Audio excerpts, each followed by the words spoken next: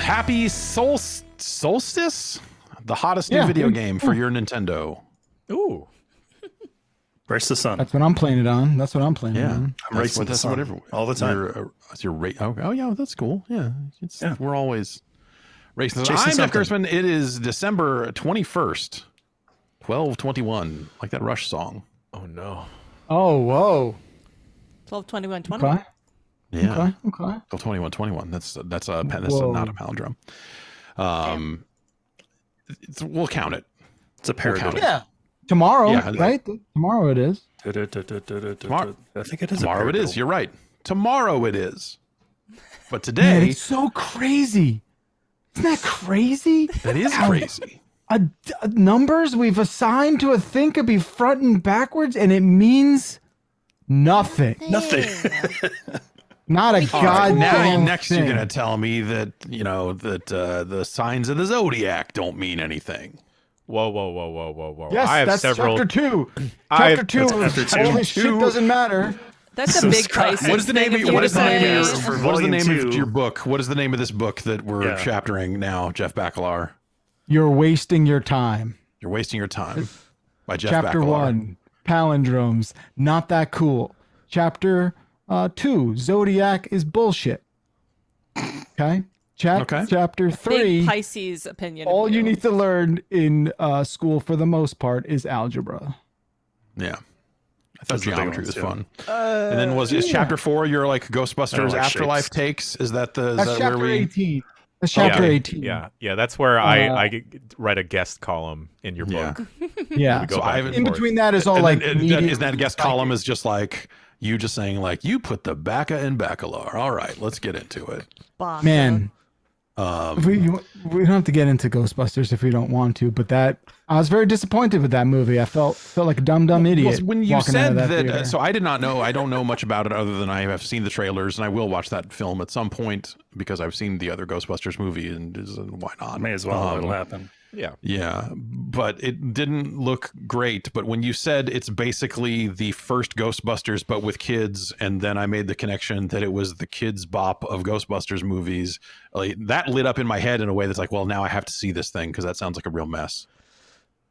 I mean, I just think it is written very poorly, and that's the only I think there are enough little callbacks and stuff to keep me interested, but it was kind of uneventful, not very moving, and just real empty of any real sort of feeling.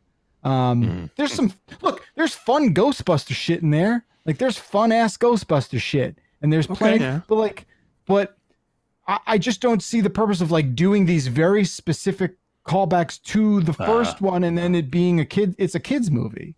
It's a kids movie. Oh, totally. Which is fine. I've seen plenty of kids movies. I love kids movies, but the throwbacks to like of those things, like a rated. It's probably rated R. Was it rated R? Anyway, well, no, those are both PG. With cursing. The first was it PG? But there was a ghost blowjob in the first one.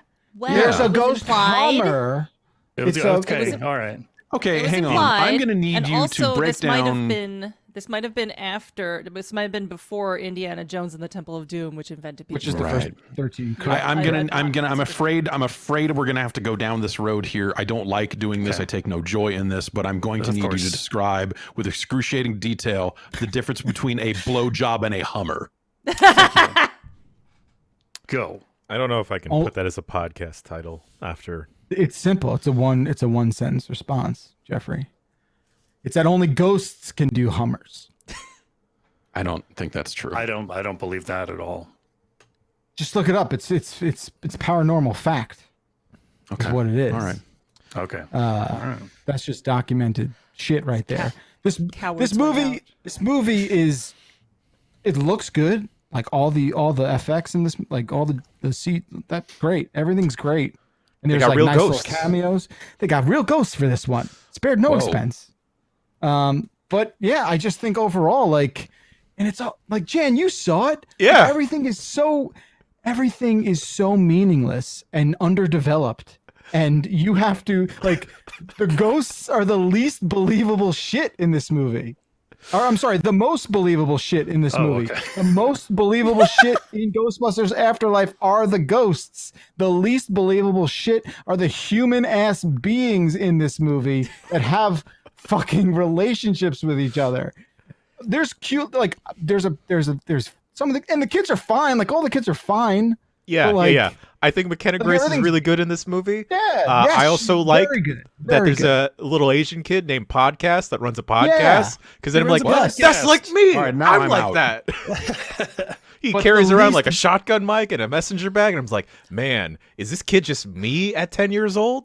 What was the name I don't of know. the kid in the Goonies? He also had like a Data. Chunk? No, not Chunk. I'm the little Goonies- Asian kid who had like a little radio. Yeah. pack You're and killing me, stuff, like- Smalls. no, that's No, Sandlot. that's not the Goonies. That's Sandlot. Sandlot. That's- You're mixing, and those are pretty. I feel like they're a decade apart. Those two movies, at least. I'm The looking Goonies and Sandlot, right?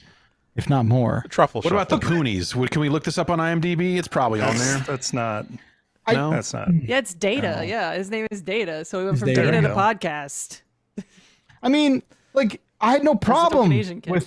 with the character podcast, even though he wasn't miking himself. He was only miking his subject. He would talk with the mic in someone else's face. Maybe which he was redubbing that later. Like it was like one of those things where he's Sure. doing like the I'm gonna re-ask the questions in this sort of voice, and now we're gonna go to our like that type of delivery. I do the idiom. whole the whole experience was just so weird. I mean, they do this mostly touching thing for Harold Ramis, and like I wanted to sleep and cry. Like, I don't know, man. It was weird. Sounds like a See, nice then- time. I don't know. Sleeping when and this crying, came up that's all I do pre-show, lately. Jan, you had said that you thought that the last Ghostbusters, the one before this, was no good. Yes, I saw so that one and I thought it was fine. It was all right. I think All what right. Afterlife It just gets wasn't away. funny.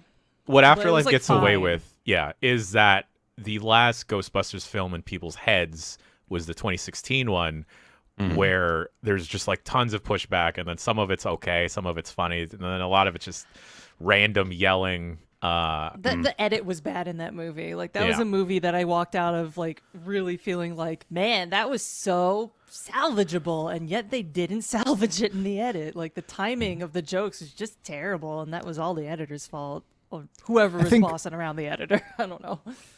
I think Afterlife is victim to, we'll chalk it up to like a lot of, it went through a tumultuous sort of shooting schedule, I would imagine. It seemed like it, right? It was supposed to come out 2 times. and it They were. didn't, It's and been all like that stuff. sitting Like, I get for it. a while. It's tough. Yeah.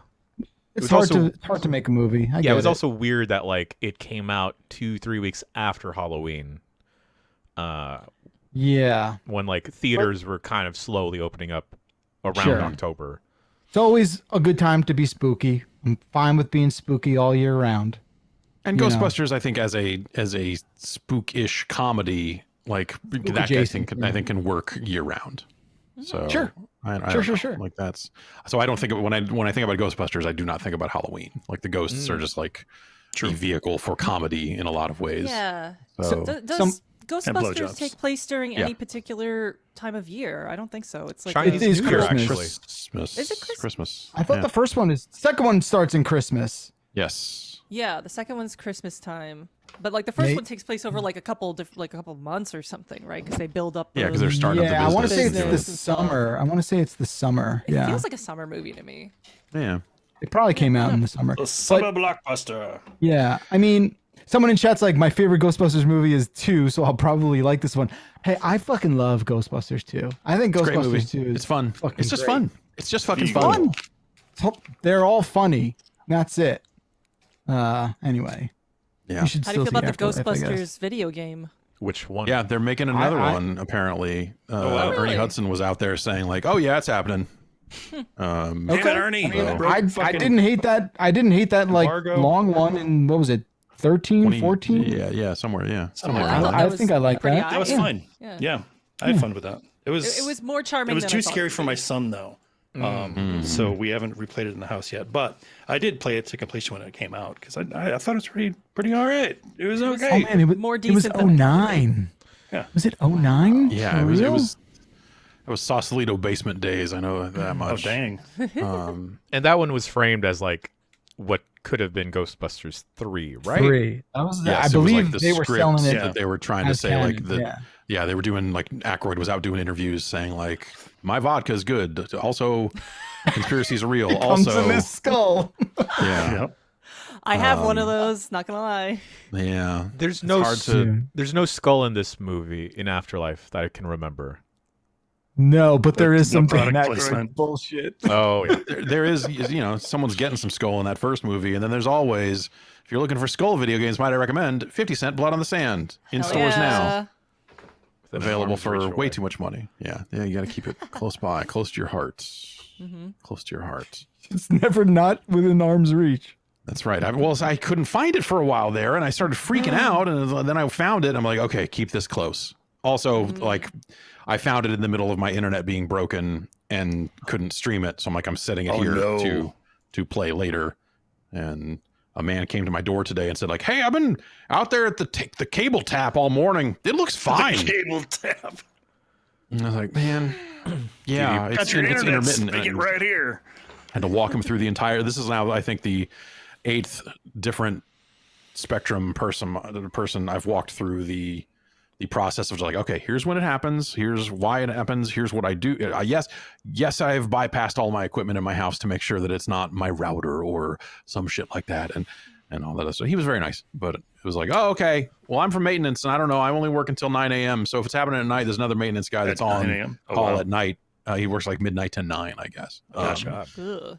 And so he came by at the end of his shift to say like, I don't know, looks good. So Would they not I try don't and know. send the same person for like a repeated case like this? But I guess they don't have the luxury to be able to do that, right? Yeah, I wonder, yeah, and 'cause this they're, guy's like, a different starting from department than square the other one pretty people. much every So time. yeah, that has been the frustrating part. Is sucks. every time I pick up the phone to call them to say it is still broken, like they're like, well, let me try and reboot your modem. I'm like, dude, Every fucking time, yeah. You know what you have to do. It blow sucks. my goddamn brains out. What? Well, that's perhaps the last resort. What I would do Okay. before that is you kind of just have to like get someone that you can. This is going to sound nefarious, but you kind of just have to get someone to just be like, hey, let me text you. Can you be my person? Can you be my? I came very close Person with for this this. guy this morning to be like, Yeah, listen, yeah, can I? yeah. Can you Hey. be my guy? It's Christmas time. I'll give me take care free of it. cable? You know? Yeah. You know? Well, I Is don't it know. one of those That's not- guys? You're not trying to do one of those. But you're Okay. trying to yeah. do one of those. You're trying to Okay. like grease the wheels a little bit. I'm trying to You just know? make it happen. Yeah. Why not? You're in a rare pickle, right? This doesn't The happen rarest of every day. pickles. This is Yeah, not a deal. This is unheard of. delicious. Yeah. This is crazy. This is- This is Yeah, he crazy. described it quite literally as I'm chasing ghosts out here. And I said, yeah, you are. No, I'm aware. Jeff's aware like, how weird this Boston is. makes me feel good. Yeah. Yeah. Boston. There's I'm a ghost in the now wire. tell me the difference between a blowjob and a Hummer. Right, And then right he now. walked away, and I was like, all right, well, I guess. Yeah, if you don't have internet, you Show can't me the research difference. on your own, right? Exactly. Right. Yeah. So that's been action packed. I also contacted before Okay. we get I separate. I've just while we can talk about support requests here. I contacted Xbox support on Twitter. Because Why? I had to. Why? Why'd you do that? I have some gamer tag swap questions because they moved to like a Discord like system where they're like, you can enter anything you want and we'll give it to you, but we're going to put 4 numbers after it. And they claim that the 4 numbers will not be visible in most modern games, which is not true. I think in Halo it does show the old version, like those versions of the names. And so I've got 2 gamer tags that I like to swap between accounts. So it's like you want to change one and then change the other one to that one and then change the other one to that one before someone else steps in and steals them from you or whatever. So it's like, it's a weird, thing. So I contacted Xbox support saying like, is there a faster way to do this? And like every response I got back was like insane punctuation, like spaces on either side of every piece of punctuation, and just like weird in a way that's like it seems like a robot is writing this, but a robot is writing it poorly. And it's just like learning. from a major brand like Microsoft I was shocked at how poorly written the responses were, and it was just like very strange. You think someone's It's writing that Cortana. on their phone? Like someone is like doubling up, and maybe that's why Autocorrect would fix that shit. That's the Somebody thing. grease their wheels. And when you first, like, Twitter has bot integration now, so when you first contact them, when you first DM it, it says like, click here if you're having problems with this, the same way you would on their own website. Like, I was trying to bypass their own website's shitty virtual chat agent, and then I got the same thing on Twitter. So it's just like very, very strange. Now Zombie Pie in chat is complaining about on-track shipping. While we're here, I would just like to say, on track, you have ruined hell's fucking that? Christmas around here. It's a delivery What is that? service. It's like a UPS, but small Last and mile? fucking terrible. It's like a last mile thing. Yeah, I think so. It's a last ditch effort kind of thing. yeah. No, that's carrier pigeon. Oh, gotcha. those might be more related. I can't carry very much, so. No, They ruined tic-tac. the item that I was supposed to get last week will now be delivered after Christmas. Oh man. Sounds like a West Coast problem. It's gonna be fucking dark out here. On that thing. All right. When a What? website page says this will be available before Christmas, and then like it's kind of like a high ticket item, right? Yeah. You get to the page, you've already like put in your info, you're already, and then it says like, oh, free shipping, like 1 to 3 days. I'm like, cool, Christmas holidays this year, I didn't fuck it up. And then when you hit buy, and then it gives you the order confirmation, it'll be like, all right, cool, this is gonna ship in January, bitch. What? Yep. Great. What? Good. That's called a bait and switch. The guy. Yeah. That's illegal. Speaking do of that. baiting and switching, I have a question about tipping.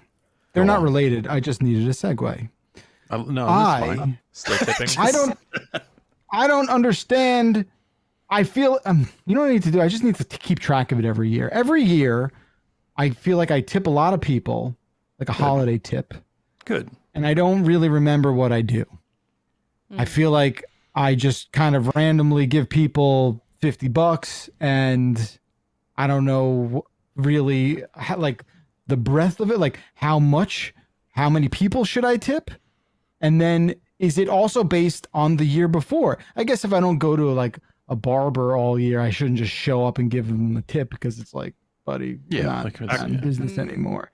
But like a Backler, mail are you- worker. Are you suffering from generosity? No. This is not a I'm not suffering. very sorry. It's not a sufferer thing, but there is a okay. bit of like tip anxiety I feel like I'm experiencing, if that makes sense. Opposite of Scrooge's problem. Yeah, I mean, this is, I don't again, think I have any consistent people in my life in that way, in a business not sense. a postal worker or like a FedEx or UPS person.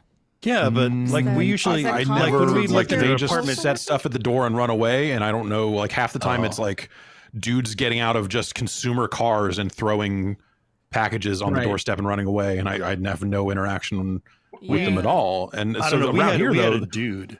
Yeah, so you know the person. Yeah, we know the person. Like he went above and beyond, and we actually like. So then you we were gotta- living in an you gotta apartment take care of building.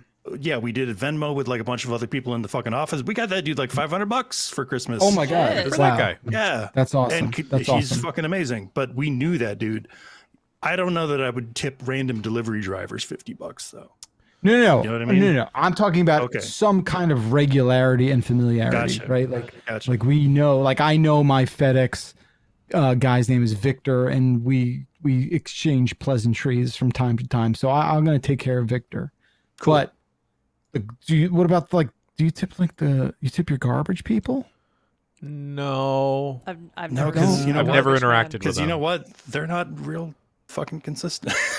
Oh, I thought you were going to say Sometimes they're they're not here real people. Wednesday. Sometimes they're here people. Thursday. Robo Sometimes they're trucks. here next week. I don't know. So my buddy was telling me about this scam in someplace in north of me in Jersey. It's a big shock that some weird.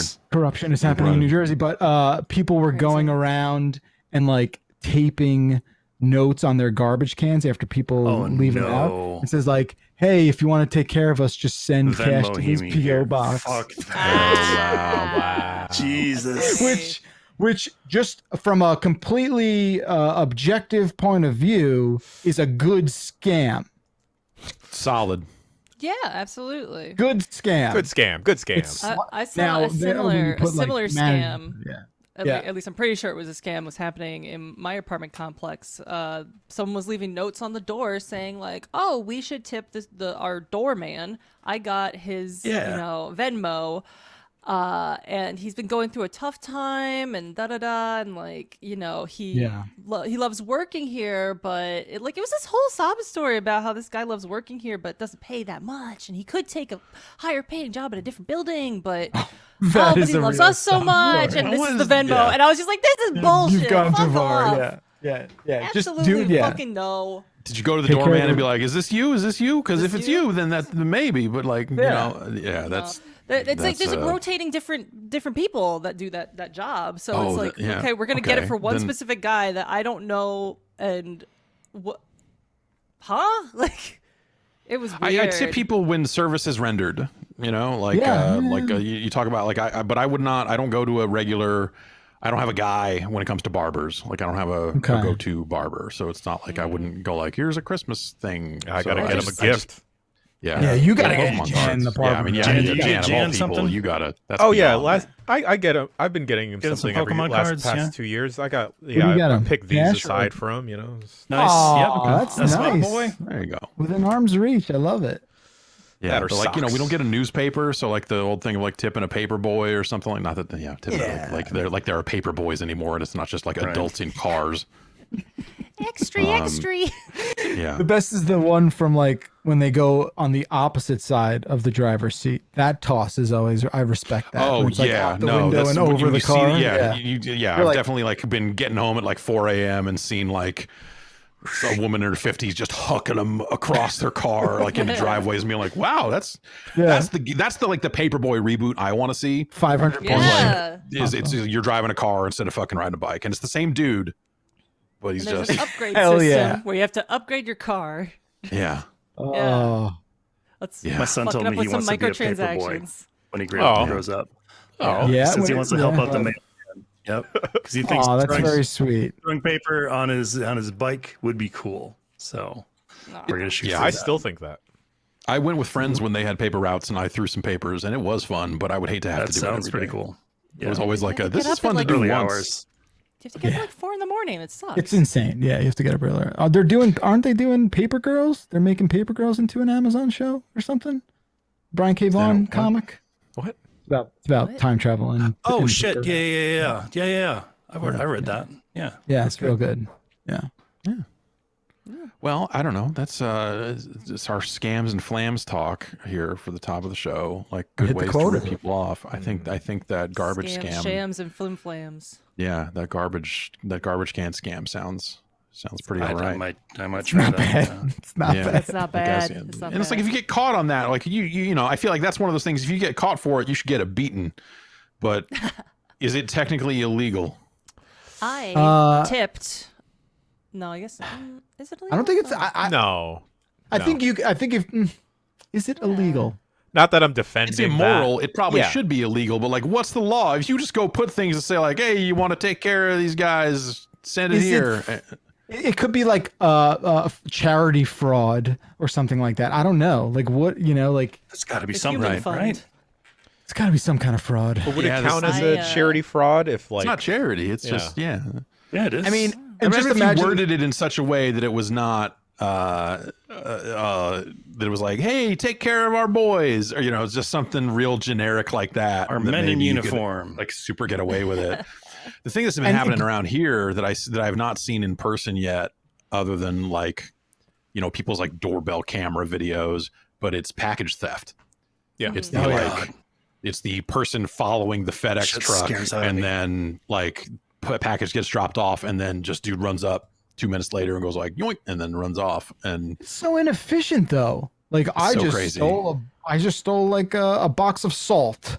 Cool. Yeah, like, like, but you like have no now's idea the what time you're of year to getting. do it, right? It's Christmas. Yeah. Like there's a Yeah. variant on the rise. Like there's gonna be better shit coming in the mail for sure. Right? So Right? Yeah, I've just seen stories of Yeah. people's medicine being taken. And Oh. like, yeah, that's extra but fucked yeah, up. the fucked up thing is just like, yeah, it'll be like, oh, I got like 3 packs of floss. It's like, oh, I don't know, here's 3 months supply of insulin, like, which actually not- probably sells It's actually very sells valuable. pretty well. Actually, I bet you could Yeah. actually. I bet black market Yeah. insulin would probably do all right. I tipped somebody that you don't normally tip because I went to Taco Bell and on the window of the drive-through was some younger person that works there wrote their Cash App ID and they just said Cash That's App chutzpah. me. And I was like, I appreciate that chutzpah, that Yeah, shit there's an hustle, audacity to honestly. that you're Yeah. like, all right, Yeah. okay.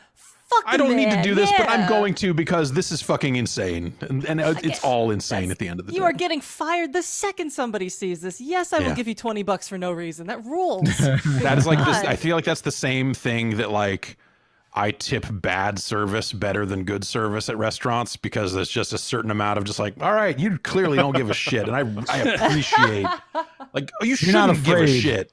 You shouldn't Yeah. give a shit. I like that. You're not scared to not give a shit. I love that. I respect that. Yeah. Let's talk about some video games. Yeah. I played the music now. We have to. All right. Now we have to. I guess we're in it. We're in it. Jason, I want to hear about these fighting game betas. Oh shit. Oh, you're gonna call on me first. Oh, was hoping I don't have to. too much to say about him, unfortunately. I Yeah. was not able to get into the DNF Really? right away on Friday. But Or they like a even did things not out. start. Yeah. But they even things out towards the end of the weekend, and I was able to play a couple of matches. Bear in mind, there's no fucking training mode. There are move lists online, but I was not able to discern what the fuck was going on. Because wow. everybody that I've played against played Crusader and just did the same shit over and over. So that I don't know. I hear it's fun, but with right. the way that it rolled out, I'm like I don't fucking know. I don't know. But the other one, King of Fighters, I did play a little bit of, and they offer different characters this time. They had like Terry and Rio and shit like that. A couple new characters as well. That game is looking a little bit better than the past incarnation, even after the graphical upgrade. Yeah. It looks pretty good. It plays really, really well, I think, and the online is good. So Good. That's I mean, that's why they run the betas, It's- right? Is like hopefully exactly, yeah. kick the tires on the netcode.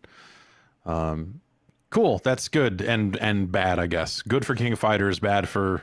I still don't even know what it's DNF dungeon Duel. and dungeon and fighting. Fighters, dungeons and fighting, Dungeons and Fighters is something like Is that. this the Is League this a of mobile- Legends fighting game? Flagons. no. No, this is a mobile. the DNF Nexon. Yeah, not Yeah. mobile. Like they're on PC mobile, as okay. well. But Okay.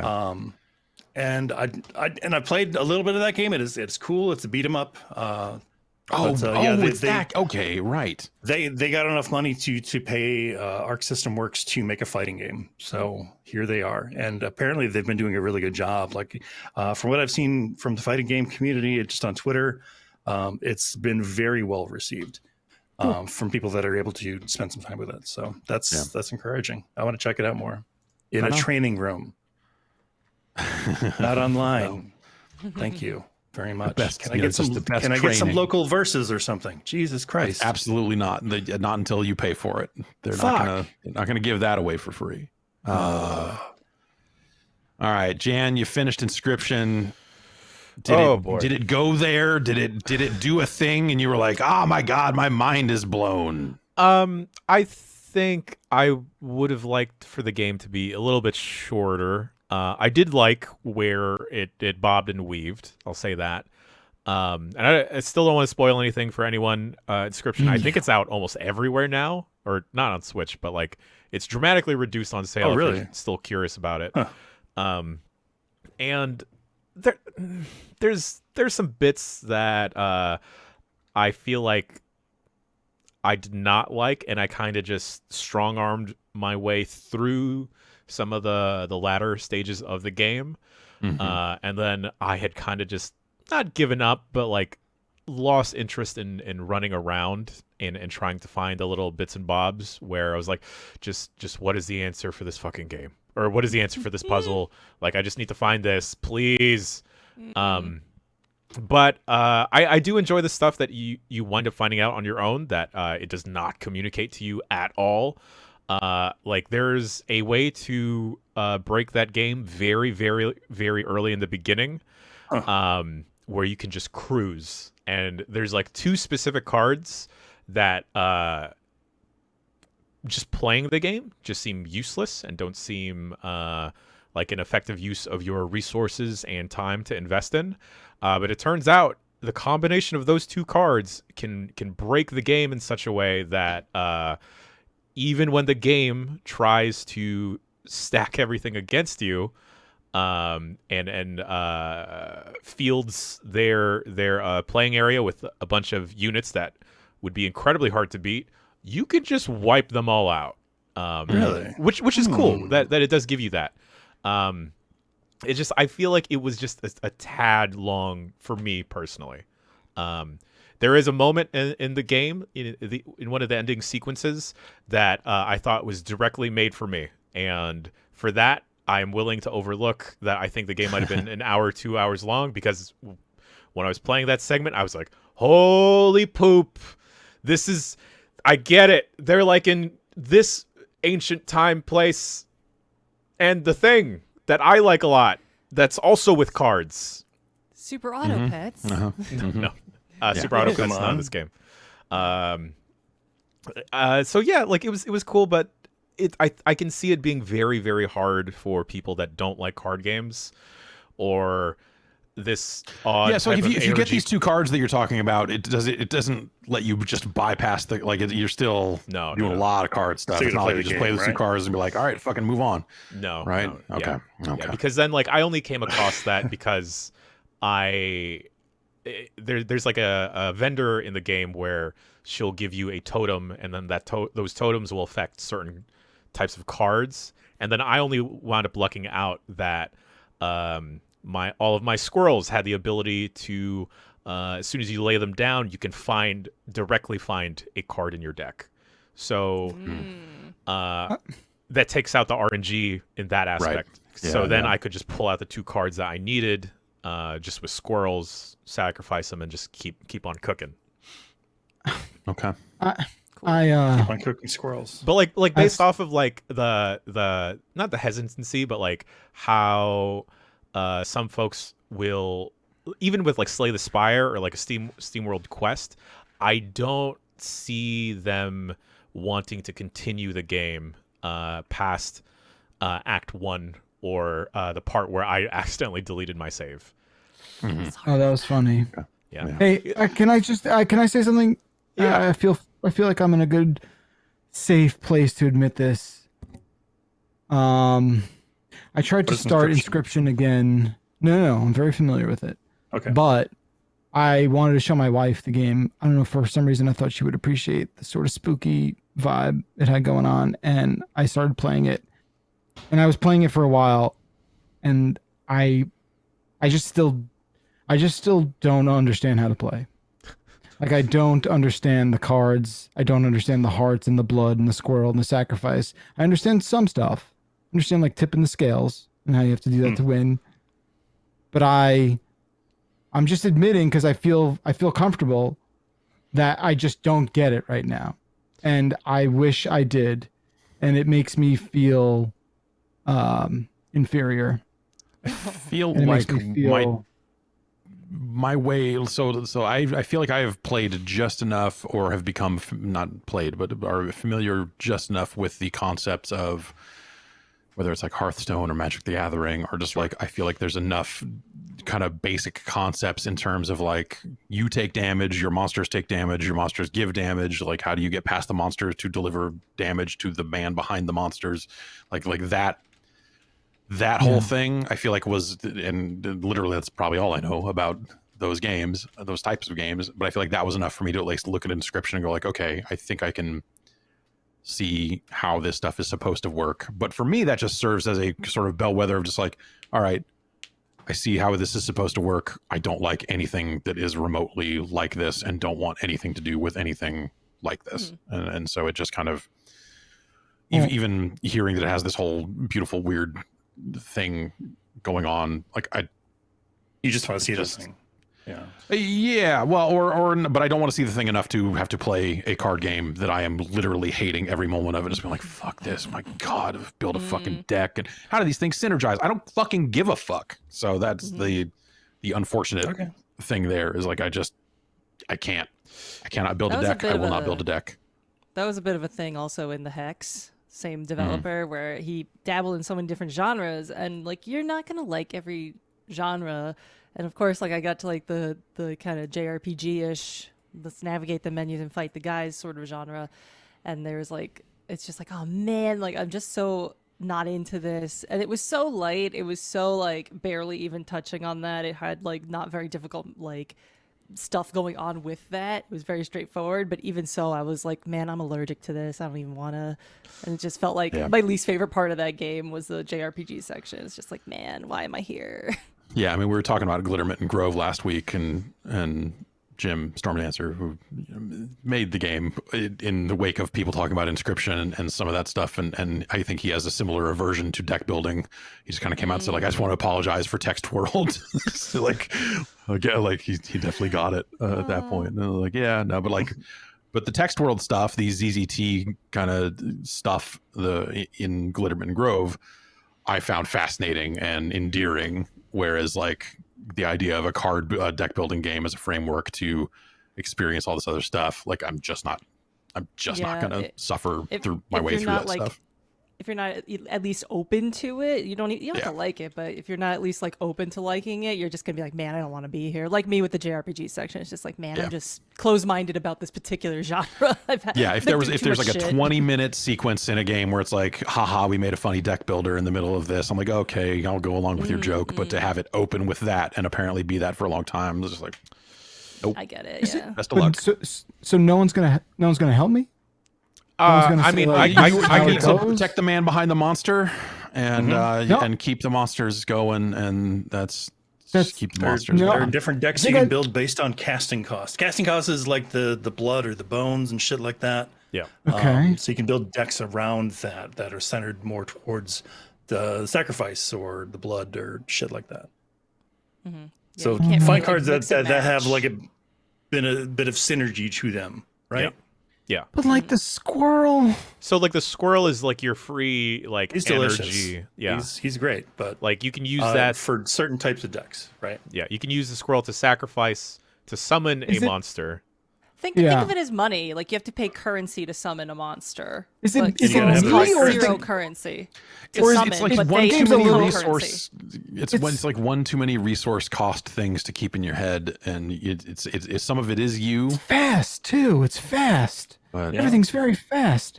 It's like it's funny you say it's fast because like I think where I'm at, where I play too many of these. It's not moving fast enough in certain aspects. Got it. Because just to be clear, like this would be my first card game. Oh yeah. Like, then totally. Straight up. You should check out like Crazy Eights or like Uno or just maybe Uno. using a good first card game. I might try. Dos even. You know how I feel about Monopoly. What is it? Draw. Deal. Monopoly deal. Deal. I love me some Monopoly deal. Okay, I've almost this ended my relationships first card with that game. Well, I have. Yeah. Are we going to get your haircut again? Right. Yeah. And I'll do it again. All right. I think I'm going to restart it again. I read everything. I'm fucking locked in. I'm wide awake. And then by the time I like have to sacrifice like a stone animal and make a wolf fly, I'm like, oh boy. There's a definite slog. There's a definite slog in the game that even as someone that plays like a lot of deck builder style shit, like I could see it being off-putting, and for it to continue to be off-putting. Oh, I'm gonna like this game, Jen. I'm gonna like this game. I don't know. Maybe you set out with that attitude. Yeah, you need a coach or something. You know. And like do like the esports. Go hire an esports Inscryption coach and see how it goes. Oh, they're all booked. Damn.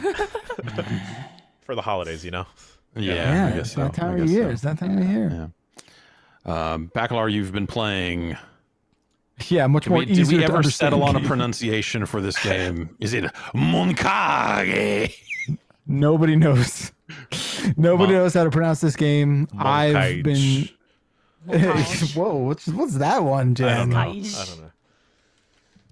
I've been saying MonCage. It's probably MonCage or whatever it is, but it is a very fun 3-dimensional cubic diorama puzzle matching game that we played about a half hour's worth, maybe a little less, on UPF last week, and that was fun. And I've been going through it and going beyond what we played.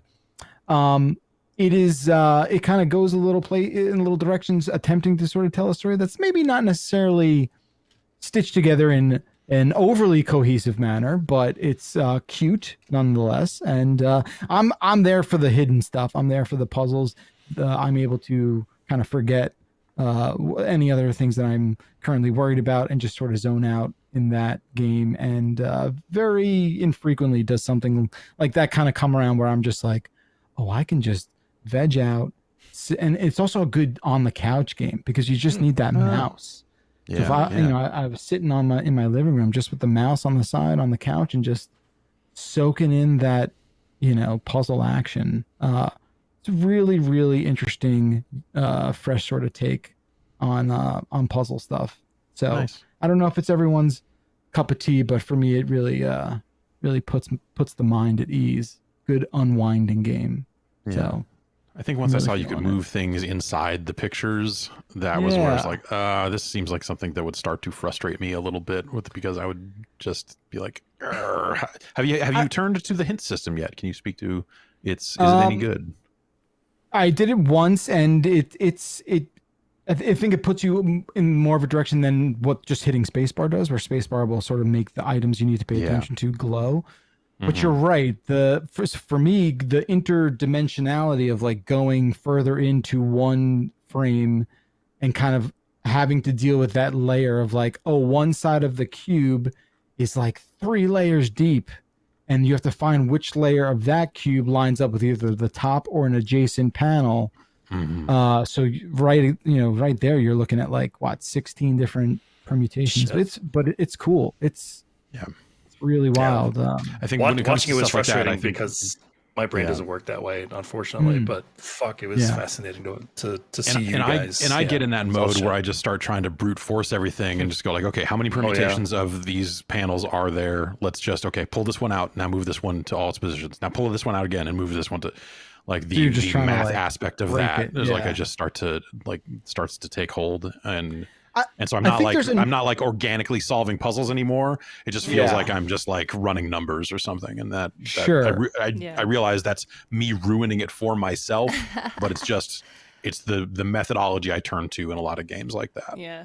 It feels like it's a game that wants you to play around and fiddle with stuff, but not necessarily that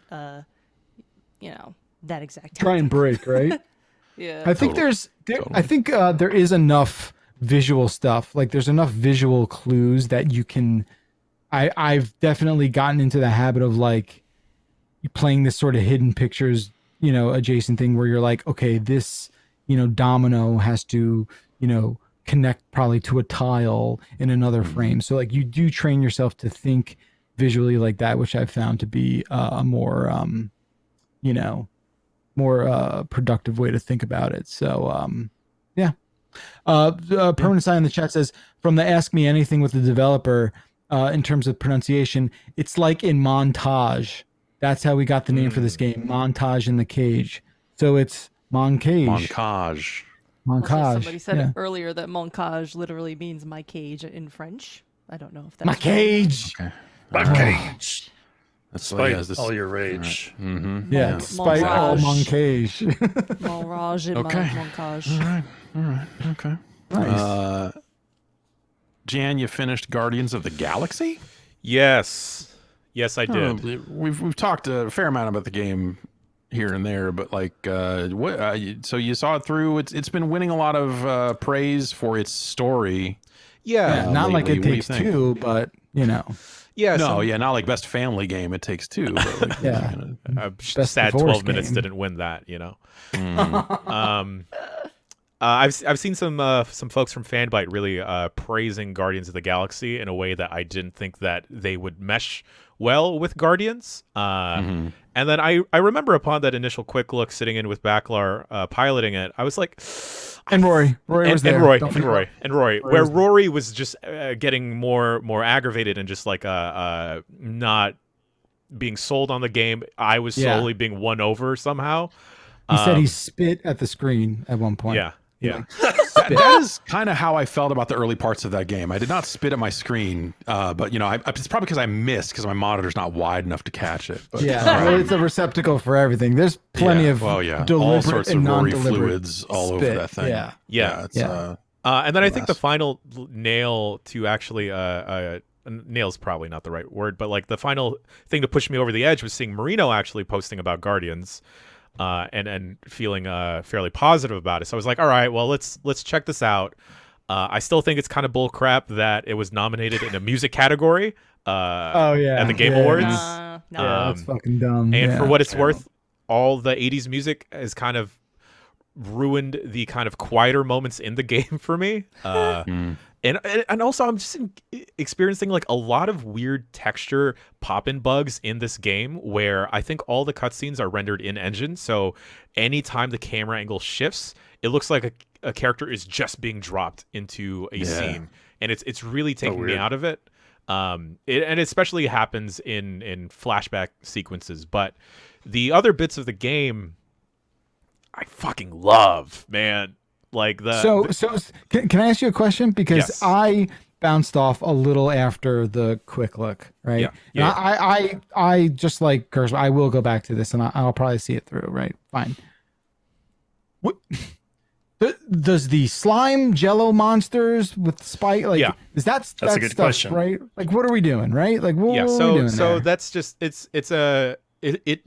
are enemies that you will see across the game. They do mutate, but you do eventually fight other space people and other various monsters and stuff. I do wish that like the combat wheel, like the Mass Effect ability triggering worked a little bit better. I kind of wish it either slowed it down more or just brought it to a full stop. Because is that something you can set? Because there's so many accessibility options in that game. I don't know if that's. I tried digging into it and I just couldn't find what would have equated to it.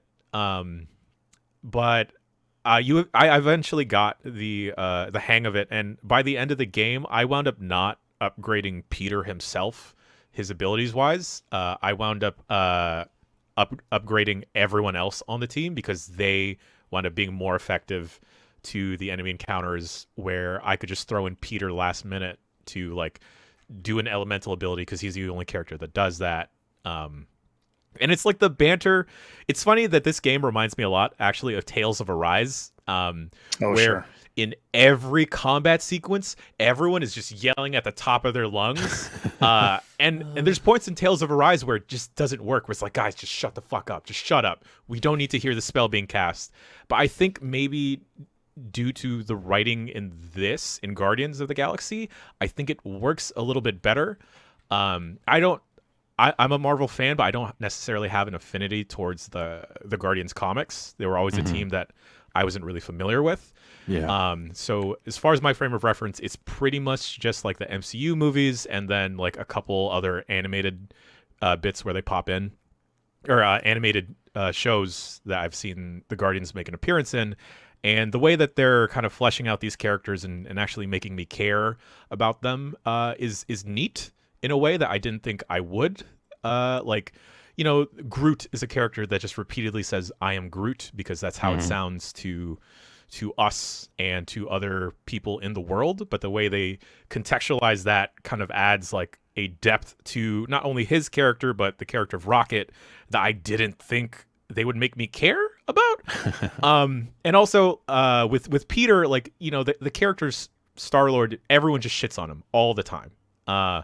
And then I think just the way you can kind of frame those encounters where you can interject as Peter to either side with someone or side with someone else, or just not even say anything, eventually does start to like build up your own narrative with the team in a way, like where there's a moment where with Rocket specifically, him and Peter are just like butting heads constantly, and I understand that they're always butting heads in the original source material, but when they eventually have a moment with each other where it's like that payoff, like, all right, we're cool now, it does feel like an earned moment of like, we are cool now, and like we are a stronger unit because of having gone through the shit we went through. Wow. And like, I just wish the combat, if you bounced off it in the early beginning, I can't say that it's going to get better. They add like elemental stuff, and then you can chain the Guardians' abilities to synergize off of each other better. But it still does feel really floaty and kind of haphazard in occasional bits, because you're kind of just blipping and blopping all over the place. But the story, I hate it that it pulled. I hated that it got me. I hate that it got me. And then I think it just hammers home that, like, I think Drax the Destroyer specifically, I think is an absolutely fantastic character, and I'm going to be sad when Dave Bautista retires from playing that role, because I think the voice actor that plays Drax here, and then I think Bautista's portrayal of Drax are fucking A+, and then just like the weird no nonsense, very stoic, like very blunt, that I kind of don't get it, but I'm gonna actually be really the realist with you. Yeah, is just pulled off in such a great way. Cool. Yeah. Weird. I hate it. Right. Also, maybe one of the best dogs of the year in this game. Whoa. Comet, Wow. Comet Bold statement. or Cosmo. Cosmo. Sorry. Rocket. Dog of the year. Oh man, Yeah, Rocket. Doty. I hate it. Jason, you are Yo. entering virtual reality. It's been amazing. Yeah. Tell me a little bit about Demeo. Demeo, something like that. Demeo. Yeah, I hate my own reality, so I'm going full virtual now. And you know what I like doing in the virtual world is things that I can do in real life, and that's play Smart. board games.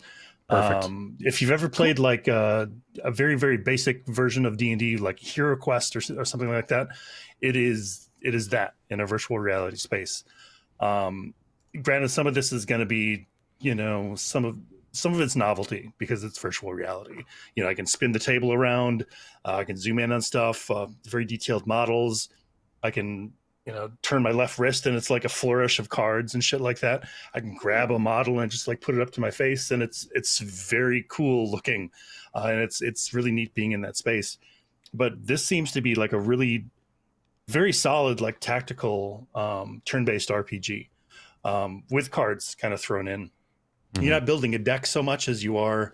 You've got a pre-loadout of character of abilities, but there's I want to say like six or seven different character classes, and all your favorites: your warrior, your sorcerer, your ranger, your bard, even are all in this.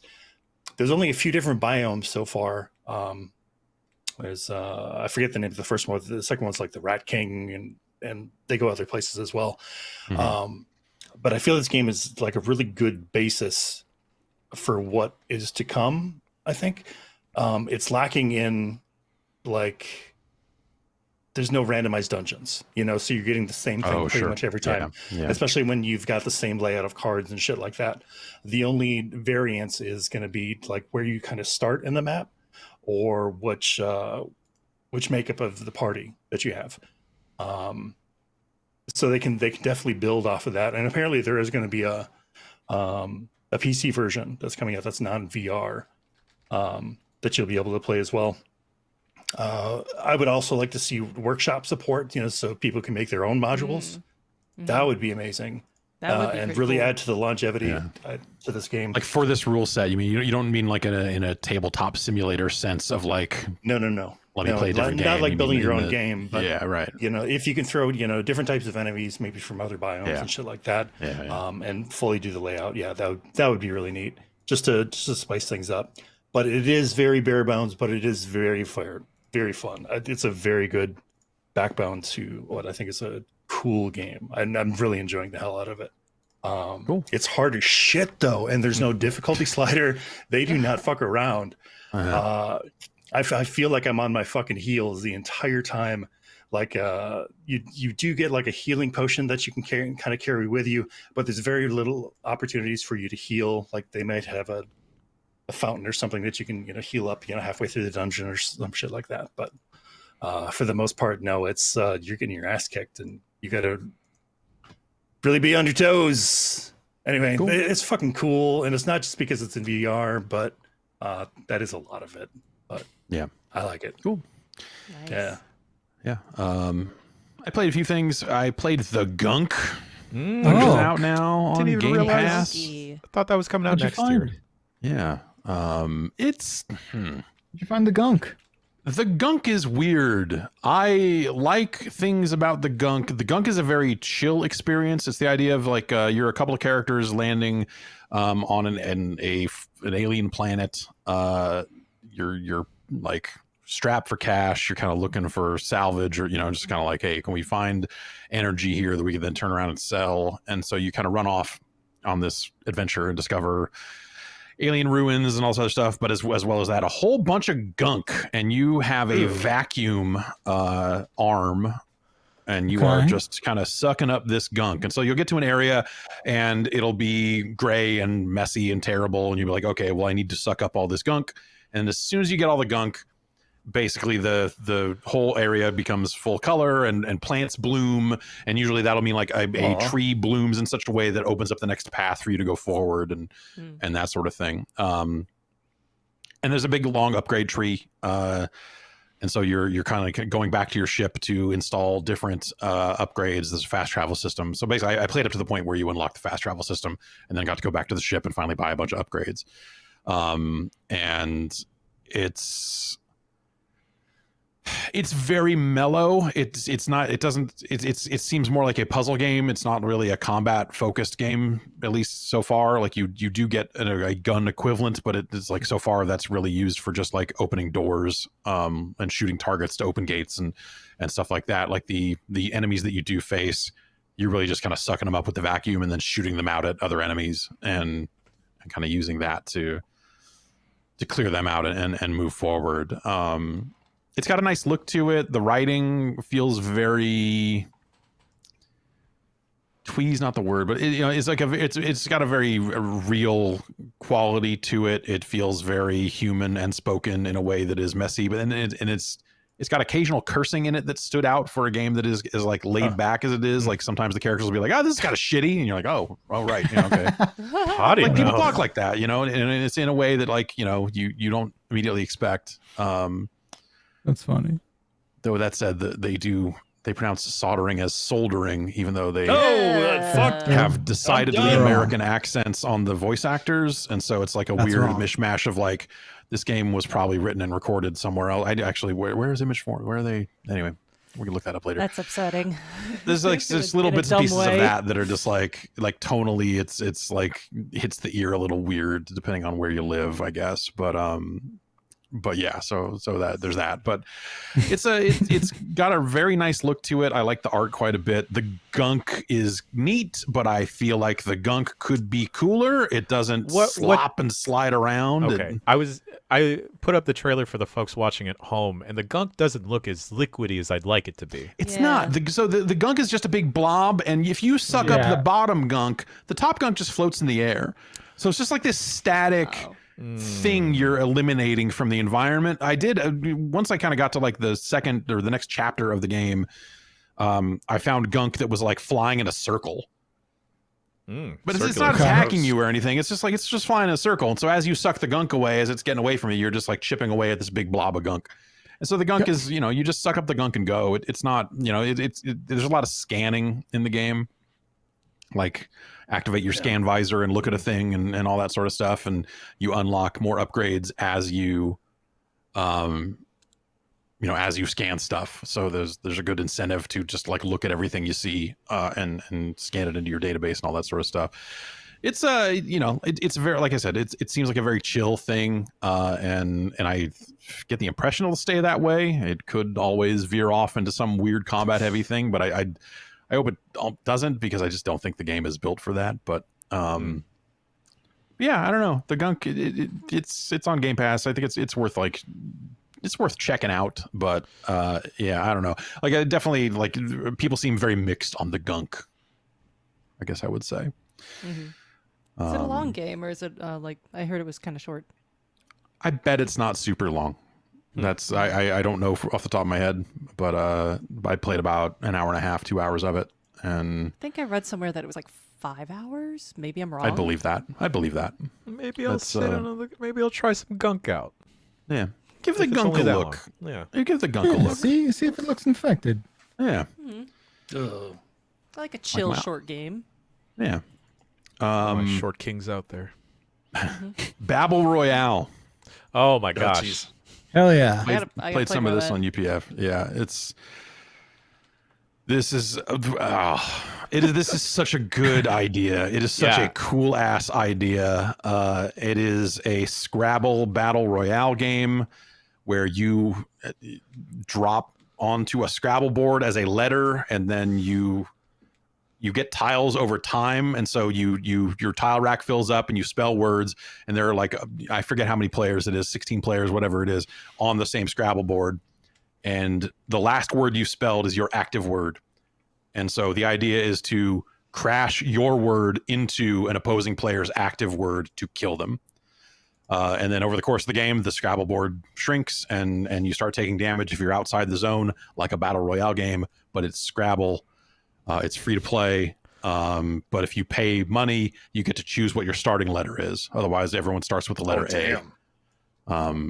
It's hard. Which A is a fine starting letter, so it's not, it's like they're starting you with a K It's or no a E. Q or something. There's no E. So yeah, so I swapped to E. Yeah, good. Took That's the some most E. popular vowel, according to Wheel of Fortune. Exactly. Yeah. Why wouldn't you? Yeah. Right. And I won a match on UPF, so that was pretty awesome. That was This- fantastic. That's cool. it's just such an awesome idea. It's Frank Lance is involved with this, and he was either the sole mind or one of the minds behind Universal Paperclips, that idle game from a handful of years back that people really enjoyed. And they've got seasons and all this other stuff and cosmetics, and so you can get hats for your fucking Scrabble tiles and skins for your Scrabble tiles, and that's very dumb. So yeah, it's free. You should absolutely check it out. It's such an awesome idea. And I'm. It reminded me of how bad I am at Scrabble. Yeah. Yeah. Well, it seems like there's definitely like a value for just like slapping together short words to just move in a direction, right? You're just kind of trying to get somewhere sometimes, and so it's not always about high scoring letters. You're just like, oh, I used a Q and a Z. And it's not about that. It's just like, I got to get over here because otherwise this guy's going to kill me, or I got to get over here and use a bomb to clear all the letters that are cluttered around me now. And then once that spot's clear, I can spell this word here and kill this guy. And so the strategy is very different than Scrabble, but there is an element of like, okay, I need to make sure these, like, you have to be thinking about it in terms of making sure that the words intersect properly. And sometimes that gets more complicated as the board gets more cluttered.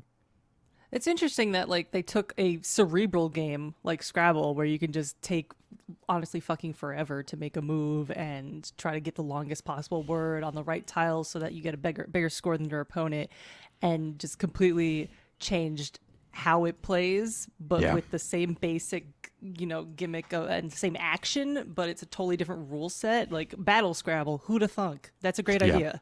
Yeah. It's essentially the same rule set, but it's more different strategy.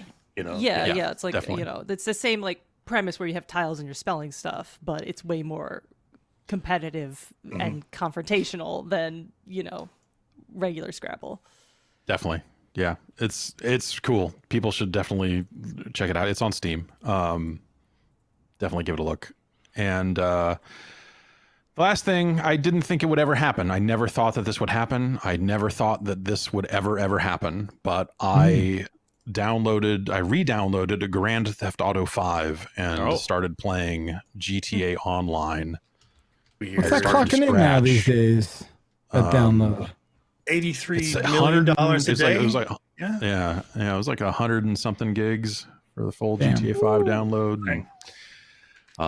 So they put out the contract, a new that's what they call it, like GTA Online Stories : the contract or something to that effect. But it says Dre in it, right? yes, this is the sorry. Dr. Dre thing that has Franklin from the main story showing up in it as a fixer for celebrities. So the idea is you partner up with Franklin and Lamar, who was in it as well, who were the two best characters from GTA 5 as far as I'm concerned.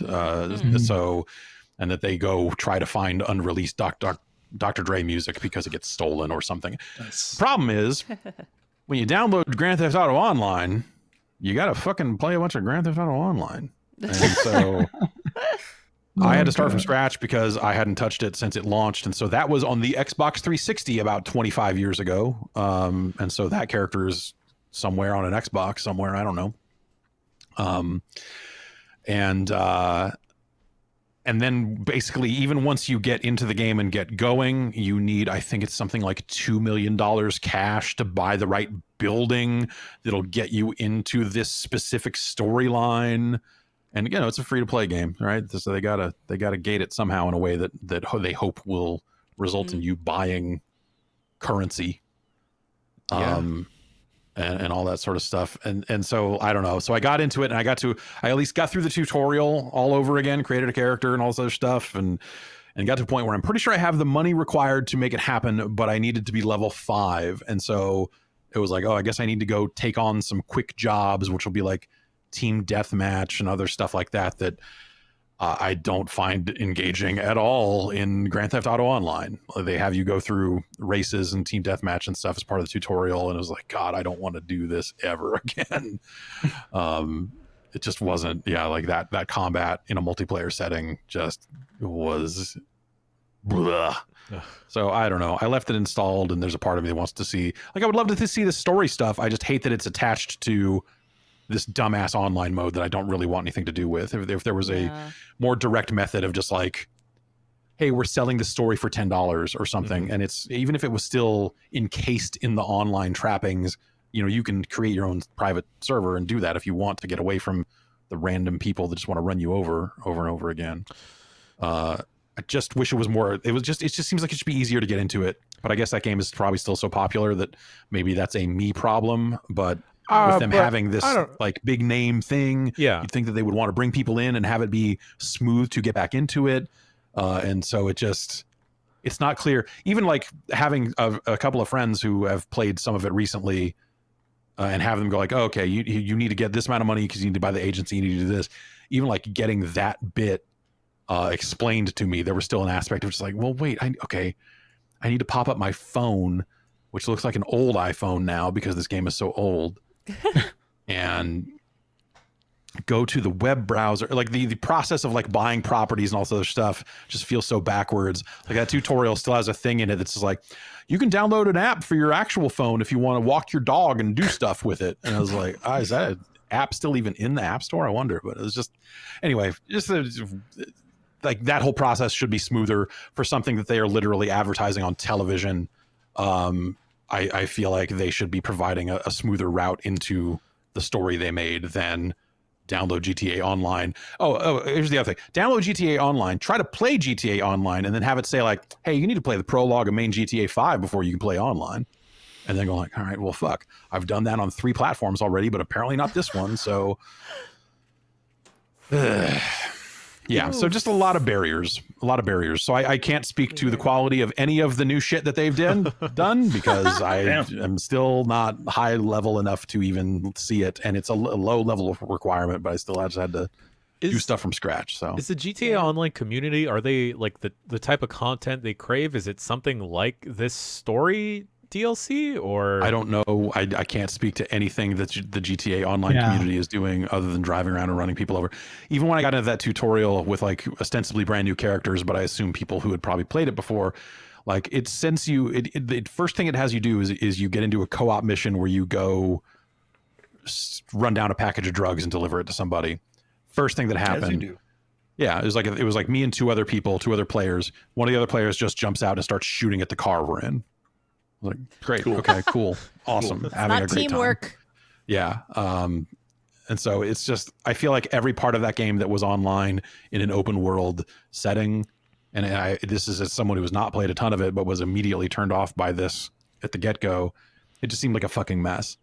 Of like, this is, I mean, yeah, I guess you made Grand Theft Auto on the internet, but like, actually, maybe I don't want to do that because, oh, I was trying to complete this mission and then some idiot just ran up and shot me. It's like, this sucks. This fucking sucks. This is like a pain in the ass. Like, like none of this needed to be online to be good, to be better. But I guess, you know, now you can do private servers and stuff like that. So maybe there's a way out of that shit, if you so desire. But everything about that game is so fucking old now. The menus, just every aspect of it just looks every bit its age, and you're like, God damn. What an interesting practically. hell that the people that have been playing GTA Online for X amount of years now are just stuck in that certain era of time now. Because as far as I know, like, have they added anything super duper modern, like, from our existing world into that game, right? Like, have they introduced face masks into GTA Online as a cosmetic? Right. Yes, but I think only because it's, you know, some shit a criminal would wear. I don't know that it's necessarily like Ski COVID masks. times in GTA Online. Yeah. I know they have flying cars and like flying motorcycles in GTA, but like, it seems like it's a weird, just like we do in the real world here. What? It seems like it's such a weird encapsulation and like a time capsule of a game that is still going. Yeah, weird. it is very weird in that sense. Like going back to it after all this time too is just like, especially having to play the prologue again to even get into it. It's like, oh yeah, man. playing that prologue and doing the rap robbery in the snow again. It was just like, I very nearly bailed on it right there. As soon as it was like, before you can get online, you need to play the prologue. I was like, because I know exactly how long that prologue is and all this stuff. It's not like a huge amount of time, but it was enough at that point at night that I was like, well, I'm going to go to bed soon. I don't, but I just grinded my way through it and got where I needed to go. But yeah, it's strange. It's a strange relic. And I'm sure it's still weirdly popular because, like I said, you know, I think they're running ads for this new thing on TV. So Saw a bus ad for it. Right. Oh yeah, it's out there. Yep. Yeah. So I haven't been outside, so I haven't seen nothing. Nice. Great. Keep it that way. Yeah. Keep it that way. DVR everything. Never see an ad again. All And right. just so people don't think I got skipped, I am playing stuff, but I'm going to talk about it next Bombcast. I'm kind of catching up on the 2021 games that I missed. So right now I'm I playing think we're all kind Chicory, of getting into that mode, so, huh? It's kind of end of the year. So.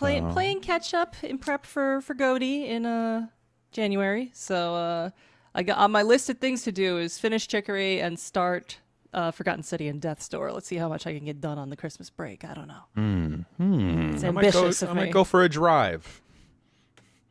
That sounds nice. Yeah. That sounds real nice. I don't need a steering wheel for that game, right? Like to fully enjoy it. No, but you want one.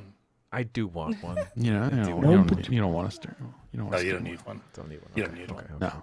Get a wait for no. You don't need a steering wheel. Let's take a break and we'll come back. We'll talk about some news. How about it? Absolutely. Fantastic. Cool.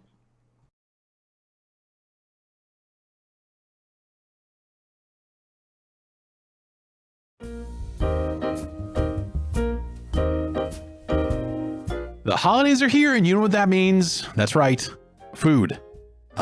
Look, sometimes you're in a situation where you're just not going to cook food, or someone's going to cook food and it's gonna go bad. So you need a standby. You need a backup. That's where Grubhub can come into play. That's right. Our sponsors at Grubhub will deliver food to your home. And so, you know, if you're in a situation this holiday season, you're in a bind, or even look, if you're just like, hey, I'm wrapping presents, I'm doing the stuff, I don't have time to do anything. Grubhub will bring food to your house so that you don't have to hassle with it. That's that there's peace of mind there in terms of just like, hey, I'm just gonna eat. I'm just gonna get this done. I'm just gonna get this done and not have to worry about it. Or, you know, hey, maybe you want to try a bunch of different restaurants and stuff. There's a ton of places that you can choose from in your area. I'm sure of it. Or maybe you're just looking to, you know, give a gift, huh? Well, why not this holiday season, huh? Give the gift of Grubhub. Grubhub gift cards are the perfect gift for everyone on your list, guaranteed.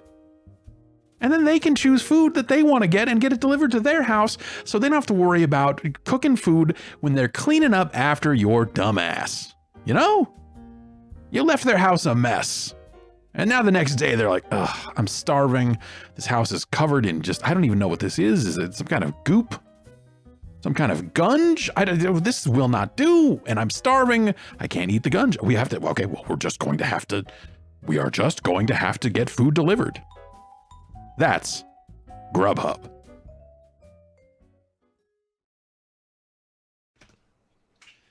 We're back. I forgot a game that I played. Oh, no. The new game, the next game from the creator of Balan Wonderworld is out. What? Uh-oh. I thought They let him make another one. I thought he retired. Yuji Naka has decided to make another game. He is a one-man dev studio now. He still, I guess, owns the trademark to the term Prope, which is the studio that made Let's Tap and a lot of the, they've made a lot of mobile stuff over the years. Prope. P-R-O-P? P-E. Prope. P-E? Prope. It's fun to say. Prope. Prope. Sounds like something medical. Yeah, no. Prope has put out a handful of games over the years. I feel like Let's Tap is probably the best and most interesting of the bunch. And then after Prope kind of, I guess, wound down, he ended up at Square where Balan Wonderworld happened, and now he is not there anymore. He made a game all by himself, which he said he had not done in a long time, and it is called Shot 2048, and it's a mobile game. So it's 20 or 250th shot, man. That's right. He's finally going to do it. Remember 2048, the number game, and you slide the numbers together and like threes and like that whole thing. It is one of it uses the rules of that, but you are instead firing D12s, not the dirty dozen, but the 12-sided dice up into a pit. And the same colored or same numbered dice will merge together into the next highest power of 2 or whatever it is. So, you shoot 2s, and if the 2s collide, you get a 4. You shoot the 4s collide, you get an 8, and all the way up to 2048 and 4096 and 8192 and all that sort of stuff. And you have a line in your pit, and if any of the dice settle on the far side of the line, you lose. And so it's this weird physicsy thing of you're just launching these 12-sided dice into this pit over and over again. And it's very simple and very janky in a way that a game made by a single person still can be. But it's got a charm to it. It also has too many ads. So, oh, really? Yeah, it's like you can continue for ads. You get like bonus, like the ad stuff is a little funky in it. It seems a little buggy, but it's got heart. I don't know. It's kind of like he's posting pictures of him playing it with his kids and like, I bounced some ideas off them and we made this game. And so I don't know. It's Shot 2048. It's in the App Store. It's okay. I kind of got hooked on it a little bit over the weekend. So I can't throw dice anymore in video games. I have to do it in virtual reality. Yeah. That's if we can get Prope an Oculus dev kit or something, get them an Index, maybe Prope can develop a VR version of this game. Prope. Let's get to the news. Prope it up. Get double proped. Who didn't get proped, who got the proped pulled out from under him, is the folks over at S.T.A.L.K.E.R 2 over at GSC World. Oh my god. This is a real fucking grand opening, grand closing scenario. Okay, actually this was more of a grand opening, salty defense, salty grand closing. Yeah. A salty opening, story, if you will. Yes, a very salty opening. S.T.A.L.K.E.R 2, GSC Game World announced that they were going to put NFTs into S.T.A.L.K.E.R 2. S.T.A.L.K.E.R 2 is a game that people have been waiting. Yay! Finally, right? If we can get a little digital scarcity into this thing. Fuck yes! Wow! It's great that like we can deal with fucking StockX for graphics cards and shoes and fucking bricks that say Supreme on them. But what if we could do all this in the digital world as well? Fuck yes. Yes, exactly. The gamers Anyway, so demand it.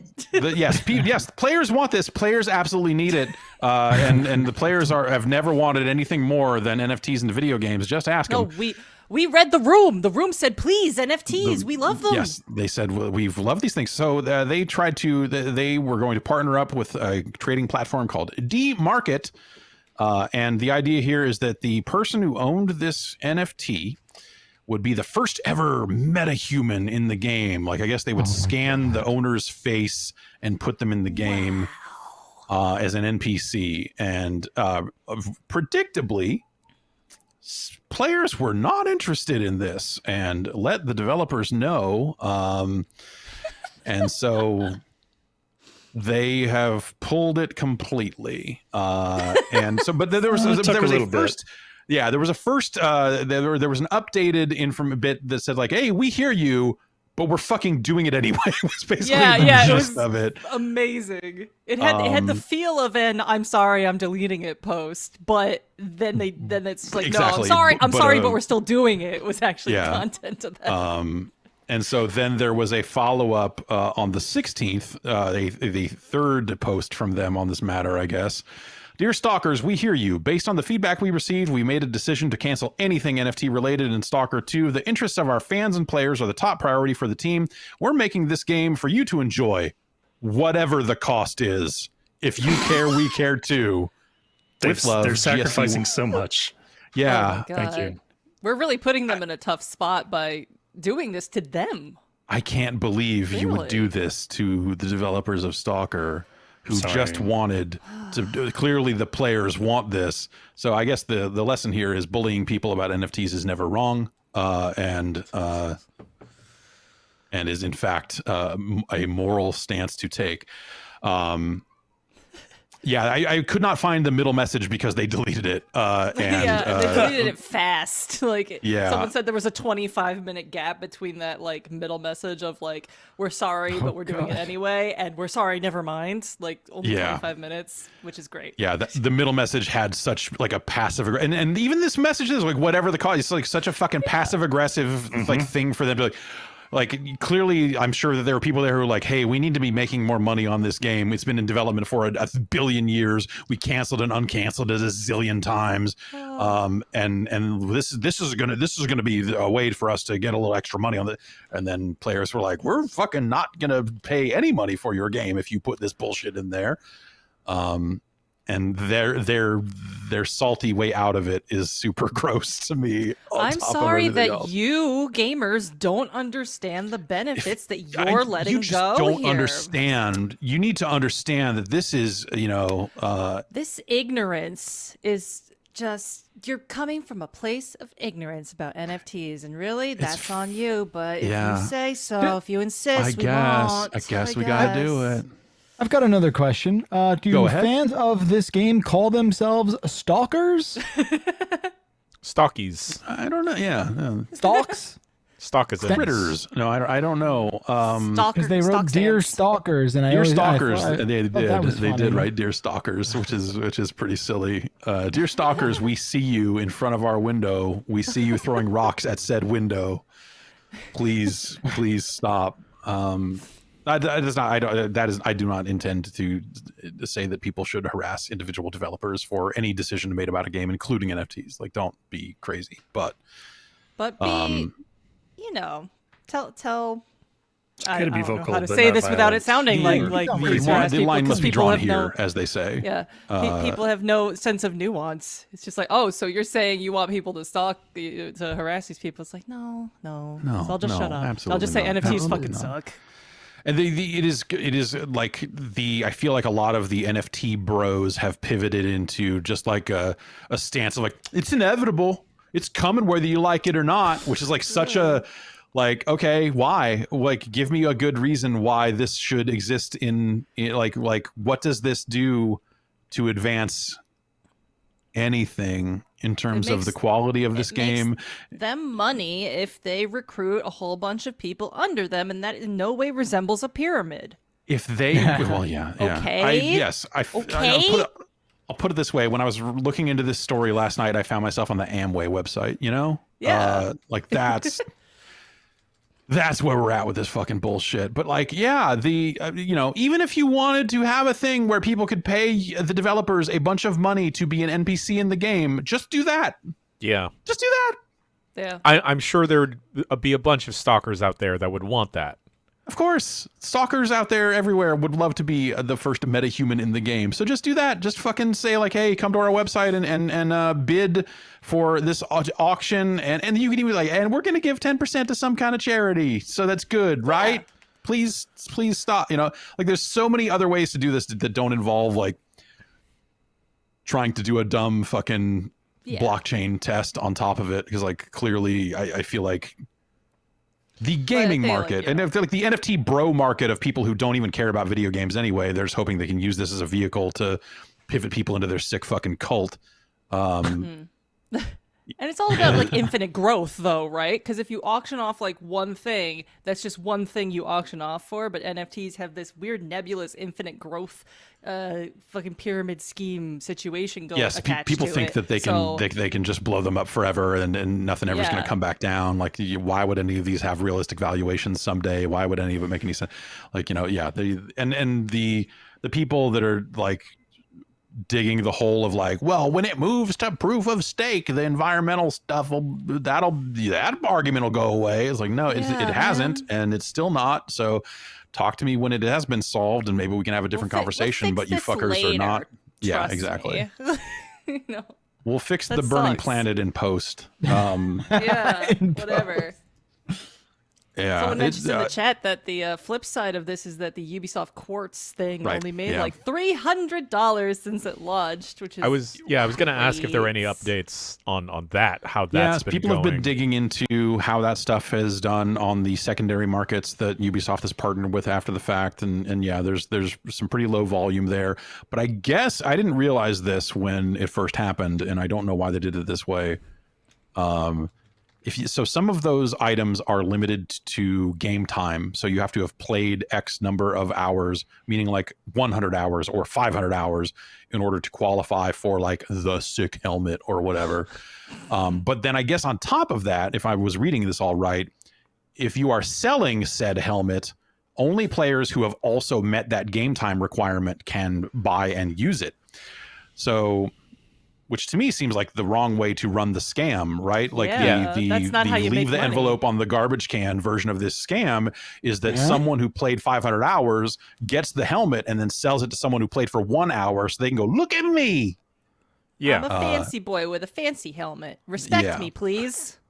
Exactly. Roman Reigns is big into this. He's like, acknowledge me and my 500-hour helmet. Mm-hmm. This monkey says I'm an authority figure to you. That's right. Respect That's me. right.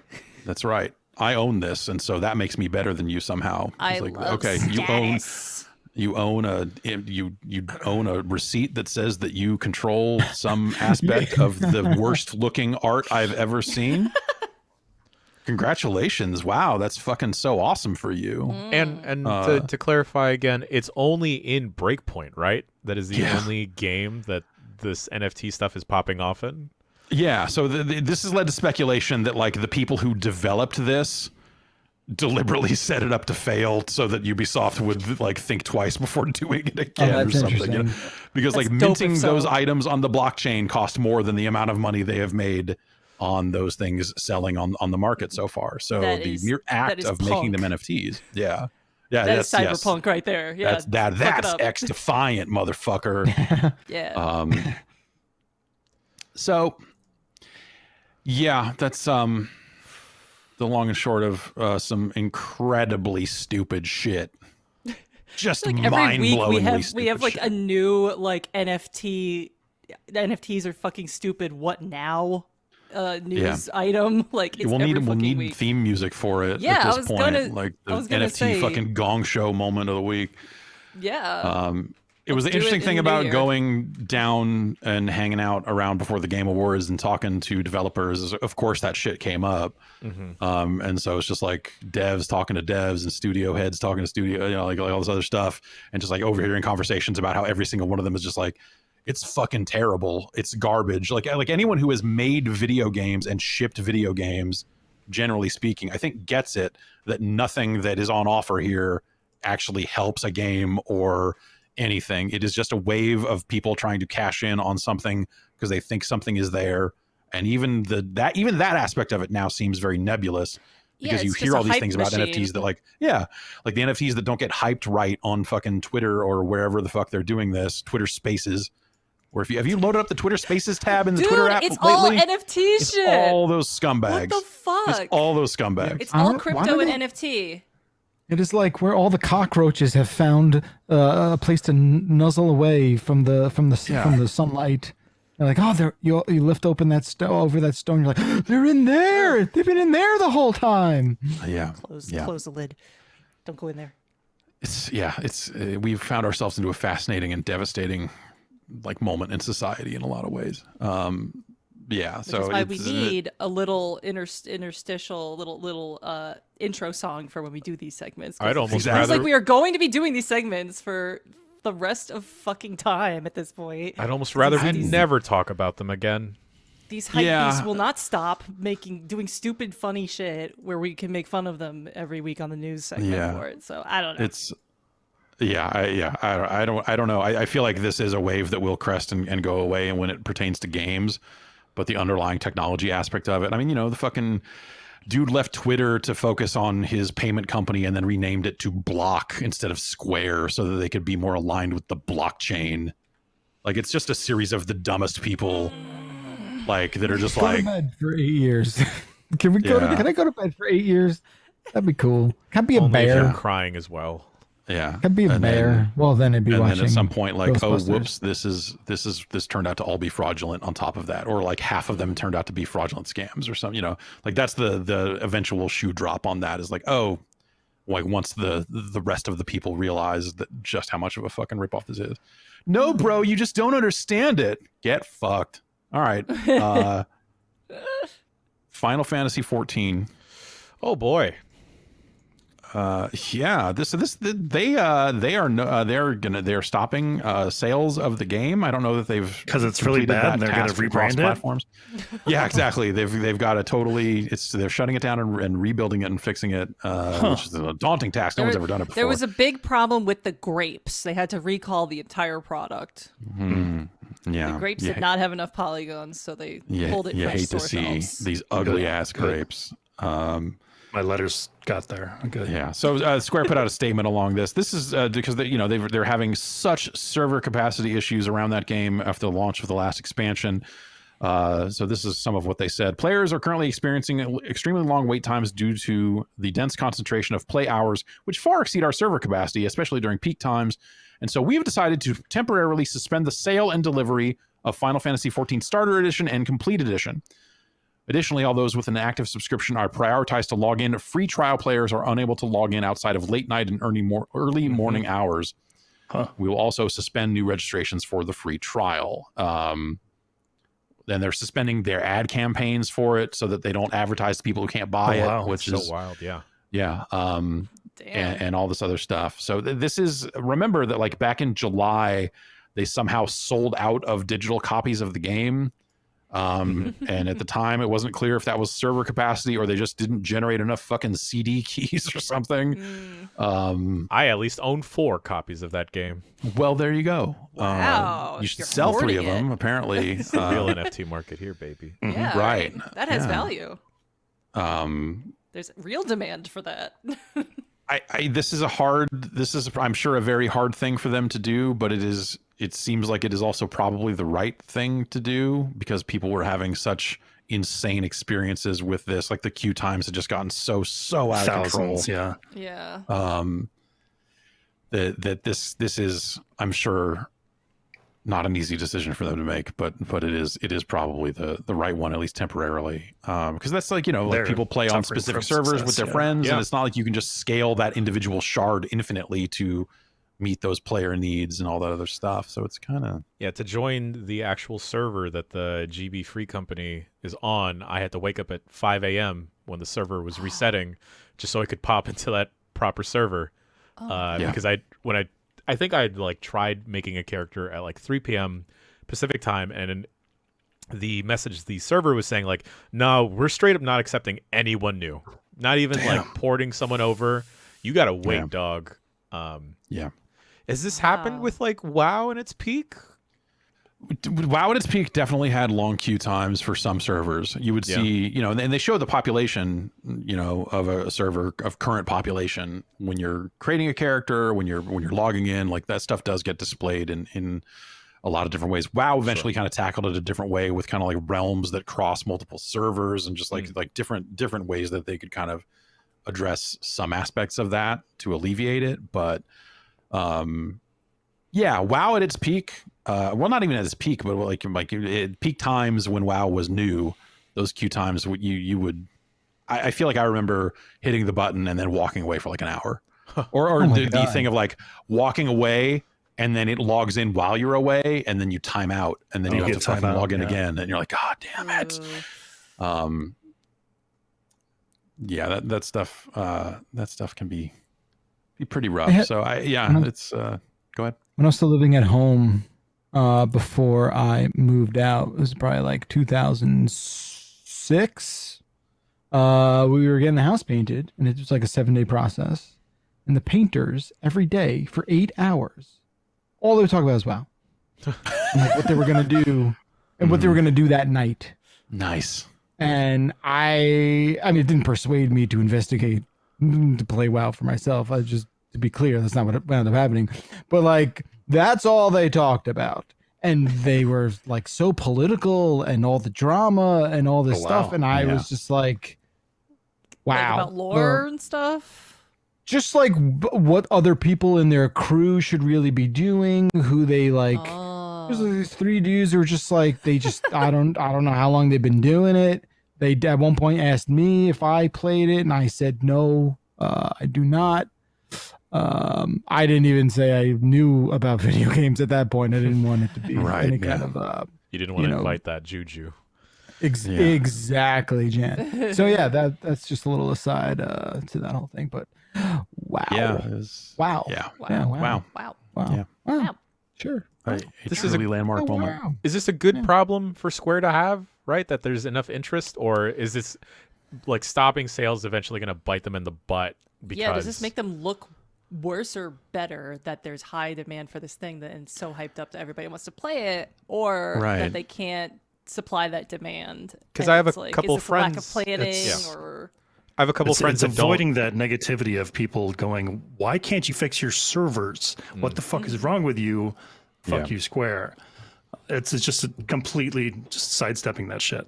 And that's all that it's really doing. But they're not making, money during that. Well, and you wonder, like, how do they, like, what is the actual solution? Because I do feel like scaling up an MMO server, especially for what is probably a temporary problem, it's the reason why console games even launch and like their servers die, like when Halo launched and pretty much worked after the first hour, it was like a modern miracle in a weird way. Because everything launches fucked up now. Anything that connects to a server, anything that does anything, like everything launches broken. So like this launching the way it does to the point that they have to do this, it hopefully sidesteps a lot of the queue questions and like these screenshots of the insane queues getting out on Twitter and like just like that becoming the narrative. But it does mean that when they do go back on sale, they have to then advertise the shit out of it to remind people that, hey, this thing still exists and all this other stuff. So it's like the demand, and it's working again. Yeah. Right. It still has such incredible word of mouth too. Yeah. On top of that all. So yeah. So I don't think it'll hurt them too much, but do you think it's a unique time, right? Like what? Do you think maybe this has something to do with like COVID supply chain issues, like getting more servers up or something? I don't really know how the back end of that works in any way because I'm not an MMO fan.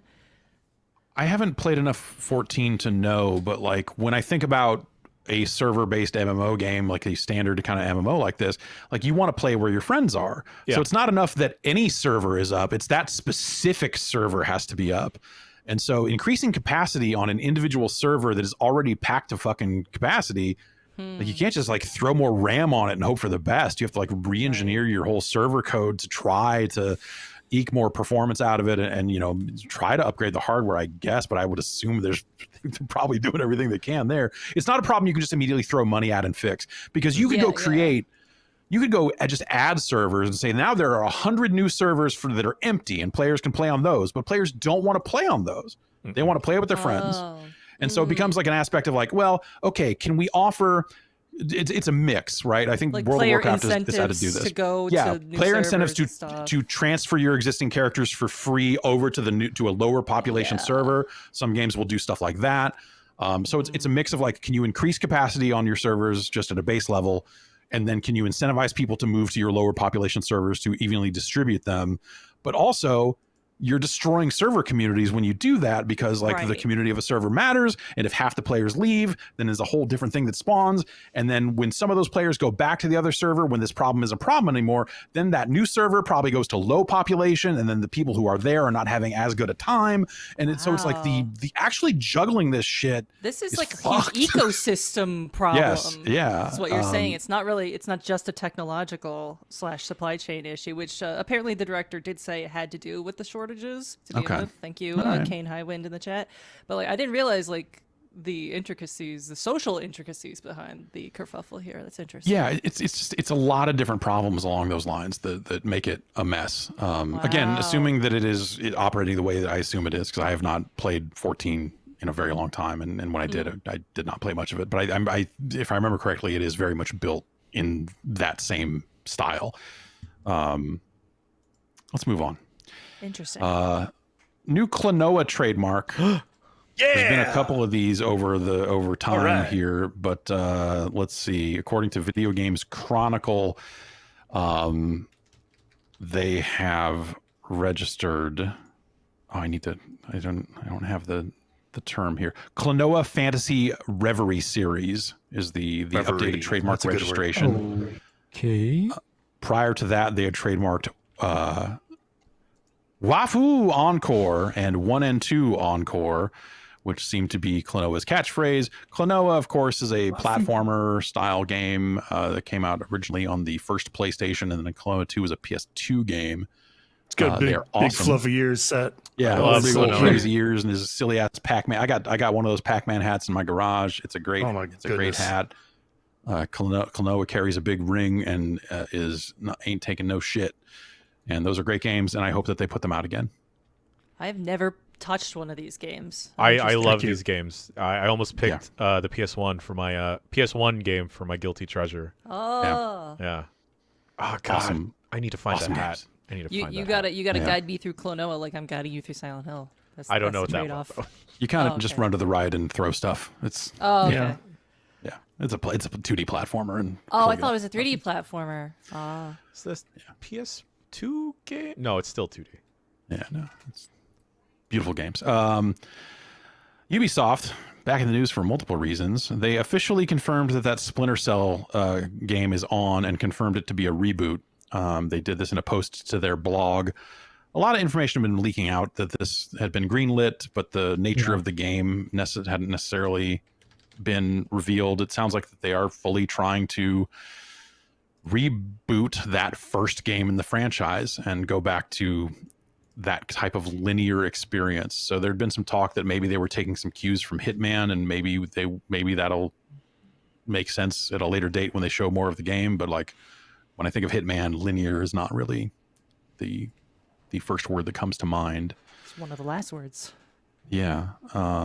This is being led by Ubisoft Toronto, which is the studio that did Blacklist. That was actually their first game. And they're using the Snowdrop engine, which is, as the blog post puts it, the engine is used for the Avatar game and the upcoming Star Wars game that Ubi's working on. Snowdrop's been around for a bit. They've used it on a handful of things. So it's kind of their Frostbite. I don't know.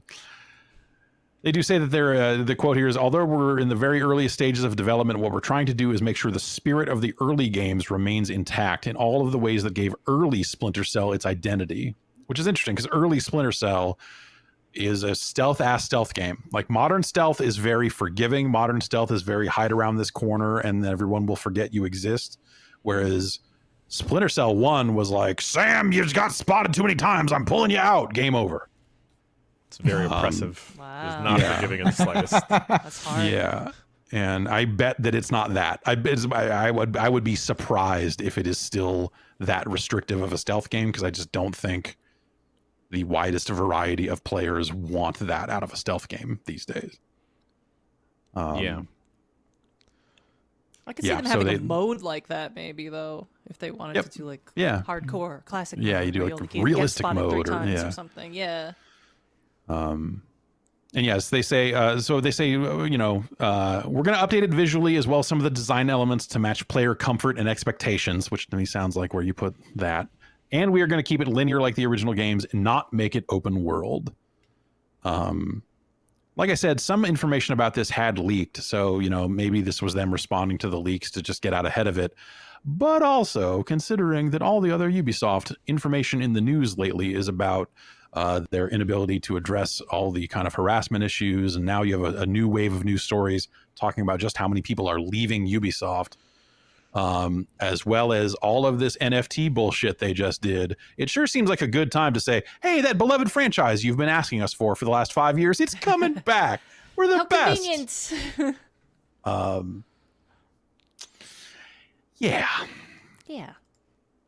That said, I am interested in seeing what a new Splinter Cell would even be in this day and age. So that multiplayer in 3, I played way too much of. Yeah, that's you're not alone there. That's definitely one of the moments that is cited is just like, okay, this is like the highest watermark that Splinter Cell's ever had. But I don't know that that's like, I wonder, like that doesn't seem like the thing that they're making, not here anyway. And it's weird in a way that they never really reapproached that in a more meaningful way. 5 new Genesis games have been added to the Switch online service. If you are subscribed to that high-end expansion tier that gets you Genesis games and N64 games. So if you're living the high life on the expensive end of Nintendo's online service, now you can play Altered Beast, which was the launch game pack-in for the Genesis. How is that not there already? But okay, go on. Yeah. Dynamite Heady, which is Treasure made Dynamite Heady. It's cool. Treasure's good, yeah. Yeah. Sword of Vermilion, which is a role-playing game that I like, but does not have the best reputation. It's not good. It's not good. Yeah. Thunder Force 2, which, again, I think is kind of a cool top-down shooter, but it's not Thunder Force 3 or 4, the side-scrolling shooters that everyone definitely loves. And Toe Jam and Earl, which is a stone-cold classic. Yeah, true. Yeah. And I believe they added Paper Mario on the N64 side not that long ago. So. Yes, they did. So at this rate, boy, maybe we'll get, 6 N64 editions a year? Maybe. Really trickling them out, aren't they? Yeah. I don't know. That's drip feeding us these N64 games. I think some of those Genesis games are great, but that does not move the needle for me on wanting to sign up for that tier service. Like that's no, of course not. No, that's not really. No. Yeah. All right. Well, that's gonna do it for news. Cool. We're taking another break. We'll come back and we'll read some emails. How about it? Cool. I'd love to. Great.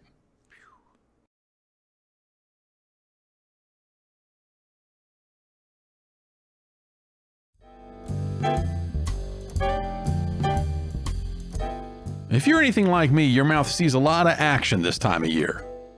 What? I mean, like holiday parties, maybe you're singing karaoke with the family, you're having some drinks, you're, a few more kisses than you might be getting throughout the rest of the year, right? So, hey, why not take care of your mouth? Or, hey, if you got a funky mouth in your family, why not give the gift of better oral care with Quip? You know what I mean? All right, what's Quip? Let's get into it. Quip is the electric toothbrush that is loved by over 7 million mouths. That's a lot of mouths, and presumably 7 million bodies attached to them, but who can say? The Quip toothbrush used timed sonic vibrations with 30-second pulses to guide a dentist-recommended 2-minute clean. It's got a lightweight, sleek design that both adults and kids can use. No wires, no bulky charger to weigh you down.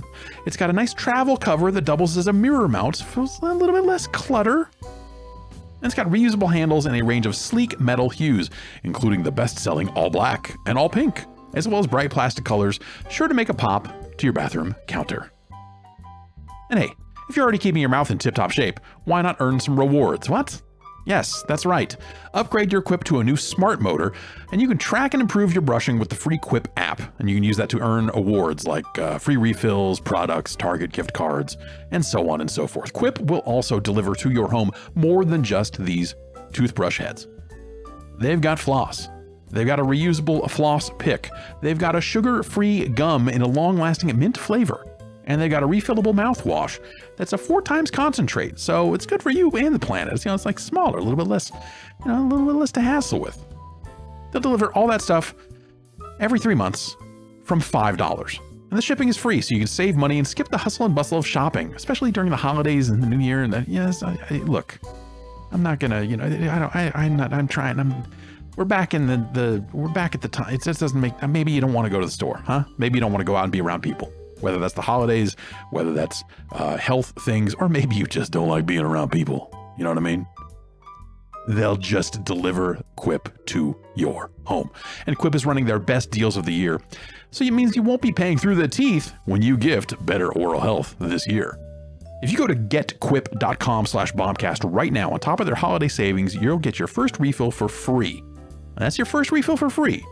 And up to 40% off bundles at getquip.com/bombcast. That's GETQUIP.com/bombcast. Quip, the good habits company.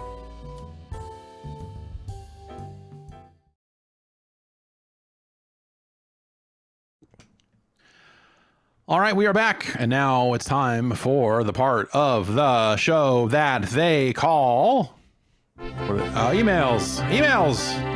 Bombcast@giantbomb.com. Emails. That's where you send them emails. And send us some more emails. So send your emails today, in fact, if you're listening on the 21st. With the holidays are here. Listen.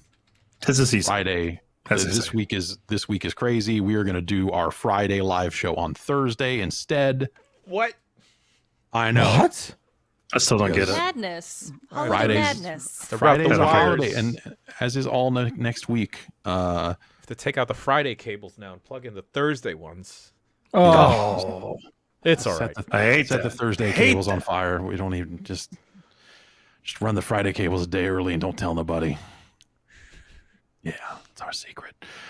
So that means we are recording next week's show tomorrow. So if you've got emails to send in, now would be a great time to send them, because we're probably going to try to take a bunch of emails next week on account of we did all the Ghostbusters talk today. So now there's nothing for tomorrow. I'll watch Sorry. it again. Not a I'll watch it lot again. Oh, yeah, and Unless I could some spend. crazy gaming news happens. Let me tell you, I got plenty in the tank on that fucking movie. I'll so go watch all the right, Resident Evil movie. I'll try and watch it this time. I maybe won't. by then. Well, and maybe not. As we're doing, I was gonna say maybe by then some of us will have seen The Matrix. Oh shit! Which is that's out in public. Tomorrow. I can't. tonight. Tomorrow, yeah. Yeah. Can I watch it on streaming services? Yeah, HBO On Max. the HBO Oh, there we go. Max is Oh, having yeah, a yeah. day Okay. of. So All right, I'll think about it. I get that for free from my phone people. So Ooh, you are part of the problem. media synergies. I get that for free from my father people. Ah, yes, That works too. Yeah. You should all, if you have the means to steal from your parents, if you can do it.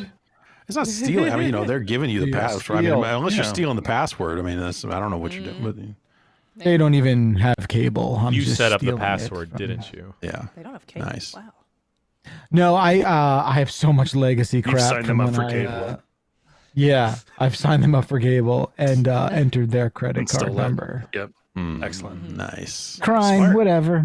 Why don't you go whatever. leave an envelope on their garbage cans Yeah. while you're at it and see if you can. Already ahead of you. I call them up all the Nice. time. You need to send Nice. money to this person. Nice. Saying it out loud sounds bad. Yeah, well, look, How to scam anything your goes in a parents. pandemic. I think that's what the T-shirt says. Anything Joey goes. from Tucson, which is in Arizona, it turns out, says, I recently purchased a PlayStation 5, and upon hooking it up, I had every intention of trading in my PS4 Pro. However, when I went to pack it up and take it to my local GameStop, I was hit with a wave of nostalgia. My question for you is, what are the benefits of keeping a generation-old console, and have you ever regretted trading in a system? If you have PT, the playable trailer, on that bitch, it should go for way more money. Put it on eBay. Don't sell it to your local game store. Put it on eBay. Yeah, don't. Yeah. Yeah, Or you get rid of probably get more PT. money for it. You will then be forced to decide what's more valuable to you, money or sentimental value. More so than you would be trading it at a brick and mortar. Yeah. I'm upset I got rid of my Wii after coming back from Thanksgiving and playing 20 to 48 hours of tennis. But don't you have a I'm like, Wii where U? I think so, but See? then I just have to buy the game again, which can't be that bad. Backwards compatibility is a thing, and that is my major decision in Right. trading in or like selling consoles. Like, But at do I some need point- this to play shit? But at some point, you'll have to keep the last one that is back. You know what I mean? Right. Like, Yeah. you'll Yeah, have yeah. to keep like everyone probably needs to keep like their Xbox One for certain 360 stuff or whatever. I don't know how it is now. Who can keep track of that shit? But Who can you have to keep. You have to hold on to like the last remainder. I am very close, and maybe this is something I'll get into over the holidays if I have time. I am very close to going out and grabbing an Xbox 360 out of the garage and hooking it back up. Excellent. Because the backwards compatibility stuff on the current Xbox is cool, but it's not widespread enough. Yeah, there are just enough games that I'm like, I kind of wish I had that to play. Yeah. Like Splatterhouse. Yeah. Splatterhouse is a good example. It's probably the best example. The only one, as far as I can tell. Yeah, the only one. Right. I still bought have a. oh, go ahead. Sorry, you weren't done. Oh, go ahead. You go ahead first. Oh, okay, thank you. My parents keep bugging me. They're downsizing. They're throwing things out. Jesse, do you want to get rid of this old GameCube? I'm like, no, Ma, keep it. Yeah, hold on to that. No, it's the GameCube. Don't fucking throw that shit away. And I still have my N64 at home too. We have a GameCube here. We have an N64 here. Look at that beauty. Look at that beauty. Is that what? Beautiful. You just have it in your box still. This is the launch day US box for the GameCube. Amazing. Is there Always a within in it? reach. No, this is an even dumber version of this story. That like my mom what is came that? to town to visit for the holidays, and she was one of the last people in my house before I moved out and sold it and stuff. After I had already left town, and so she went there and said like, "Hey, there's a bunch of your stuff here still that the movers just decided not to fucking pack." God. And I was like, "Yeah, no, I need a bunch of that shit." And she was like, "Do you want this empty box for the GameCube?" And I was like, yeah. So she brought it down with her, and now I've got the box for my GameCube here. I'm incredibly sentimental about like game boxes and stuff. I tweeted a while back when I visited my parents' house in Staten Island in October that in my closet, my childhood bedroom closet, all the way up there, tucked near the ceiling, are a ton of N64 game boxes, manuals, completely pristine and everything. And I just kept them because I liked the box art. I just thought it was neat. And now it's like, because I have those, I could like, if we can turn that around and sell it, but it's like, I don't want to. They're mine. Yeah. I have like real big sentimental value attached to this cardboard for some reason. It's so dumb. My wife has beaten that out of me, just physically, and emotionally. It's like, why do we need to keep these boxes anymore? I'm like, because I'm never going to put the stick back in that arcade box, but I like seeing it. And no. I've had to do that with my partner because I realized why do I have 3 boxes of like old tripod boxes of tripods that are long broken that I've gotten rid of. Okay. All right. Gear stuff. Yeah, that one might need to go. And I had 3 or 4 original Xbox boxes in my garage, and I kept one. Got rid of the I think rest. keeping one is fine. Yeah. And stuff like that. But yeah, the cardboard aspect of it is real dumb. She also brought, I don't know, my original, here, if I move this way, those are the boxes for my Konami Guitar Freaks guitars that I bought in Japan and brought back with me. Those were also left behind. That's amazing. And so I still have those guitars out in the garage, but now I have the boxes for them as well, which is fun. That's fun. I like that. I had the somewhat arduous task recently of like, I've been with my partner for 8 years now, finally, maybe we're serious enough to consolidate our game collections and be like, do we really need this is like a really, really big step, okay? Like really huge. It's like, do we really need 2 copies of Metal Gear Solid 2 Subsistence? Yes. Do we need it? Sure. Maybe we do. Maybe. Got doubles. You know. But then, I got doubles it's of like, that. who's going to sell theirs? You don't want to be the one to sell theirs. And it comes down to like, okay, we've got this really nice. I don't have it here. I had it here last week, because I didn't put it away yet from Run for the Hills episode 1, but we both had a copy of Silent Hill 1.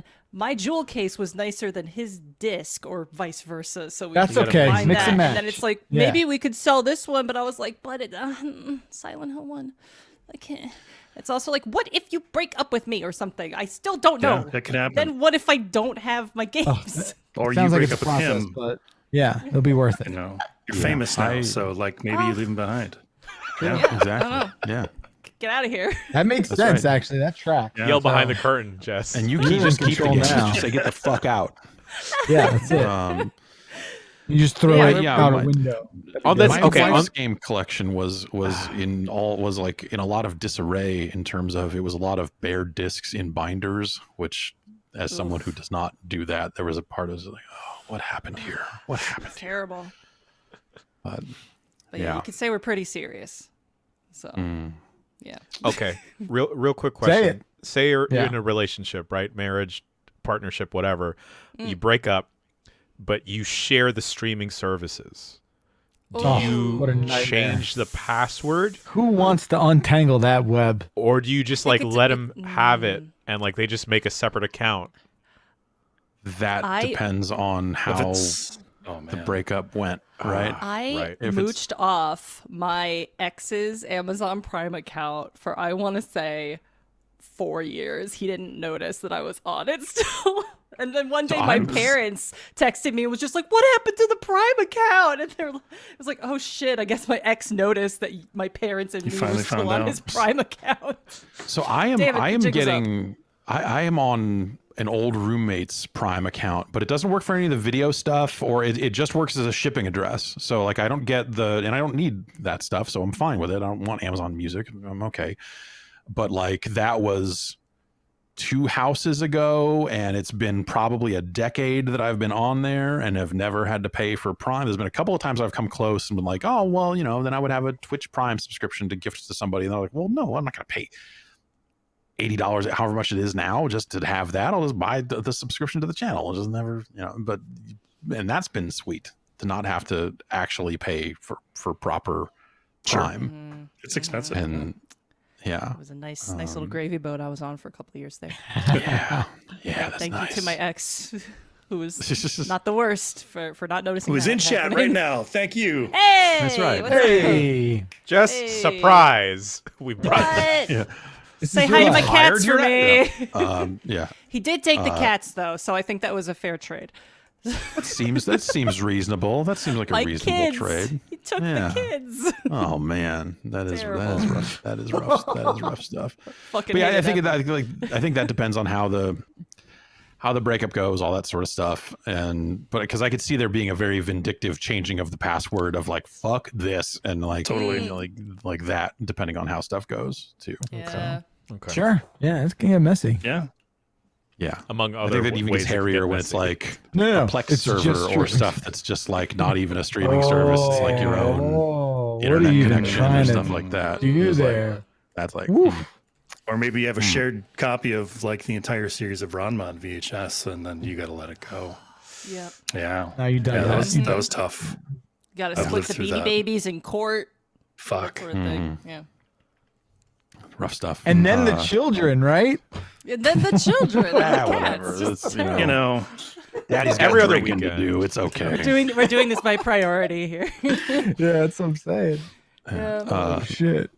Abe from Oakland says, do you think if there's a Titanfall 3, it would have to incorporate the characters from Apex Legends?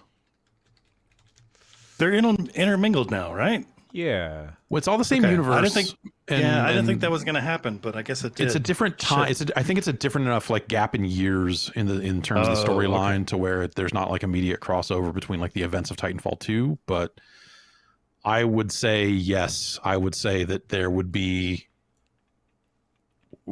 I'm going to say yes. I'm going to say when they go back and revisit Titanfall, you will have a moment of like, it's either, depending on where they set it in time, it's either the grandfather of an Apex character or it's the Apex character but old, pulling off a mask and being like, it was fucking me the whole time, the weird speed freak guy. Slowly stabbing himself still. Right. Yes, exactly. Yeah. What Or have I yes, been he's hooked up missing to a from big this series? drug machine now. He can't move anymore, but he's just getting filled with fucking speed over and over again. The ultimate That's meth how I want to fiend. go. I have Yeah. no background in this game, but I enjoy hearing this stuff completely out of context and imagining it's all true. I feel like there has to be a level set in like the original Apex map, like just navigating a decrepit version of that in a Titan, maybe. Yeah, that could be kind of cool. Or like maybe the Apex games have gone on to become, they're still existing, and maybe you fighting a military battle have to fucking stomp your way across an active Apex match. And then if they tie that into actual Apex, so you're really doing it with human players, but you're playing a campaign of a totally different game. That'd be cool. That would be fucking rad. That would be fucking cool. That's a good idea. Let's do that. Let's make that happen. You should be a game director. Absolutely not. Yeah. Terrible job. Don't do it. Yeah, no. Sam in Jersey writes in and says, Oh yeah, Sam. Yeah, Sam. You know Sam. Sam. Yeah. Oh, I know Sam. Around the corner. He makes the pizza. He's the envelope I guy. don't For a know. while now, Yeah. Microsoft has taken the stance that everything they do comes to both Xbox and PC. Many have said this undercuts the value of the Xbox. Now that we are a year deep into the lifespan of the Series X and Series S and that dual release strategy, have you found that you use your Series machines more or less than you thought you might have? I Less. definitely use them more, actually. I think it's Really? convenient. But yeah, there's something to be said for having the OLED TV, with like 120 hertz, that the fucking Xbox can just play really, really well natively, without me having to fucking run an HDMI cable over to it from my computer, switching desktops and all that shit.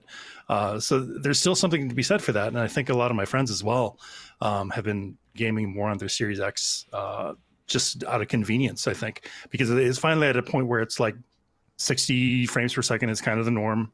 We're finally kind of up to speed in several aspects. But it's going to get to a point where we outgrow that. I think, and in the PC space, we'll get there. But right now, it's been nice.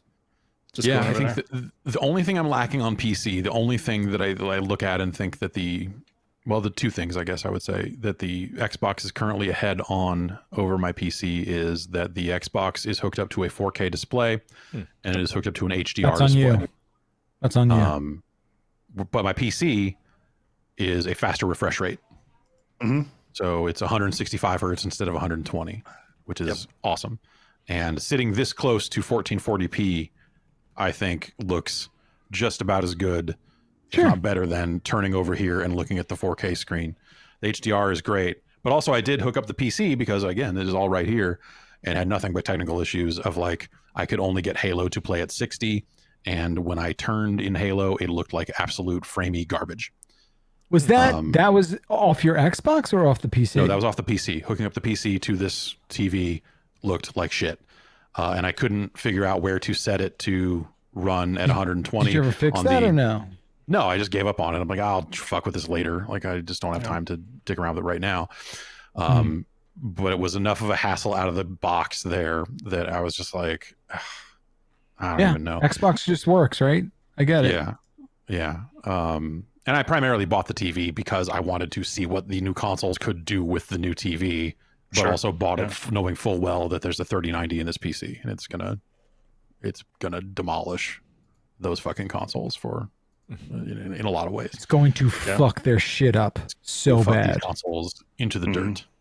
I'm frequently doing compare and contrast with these.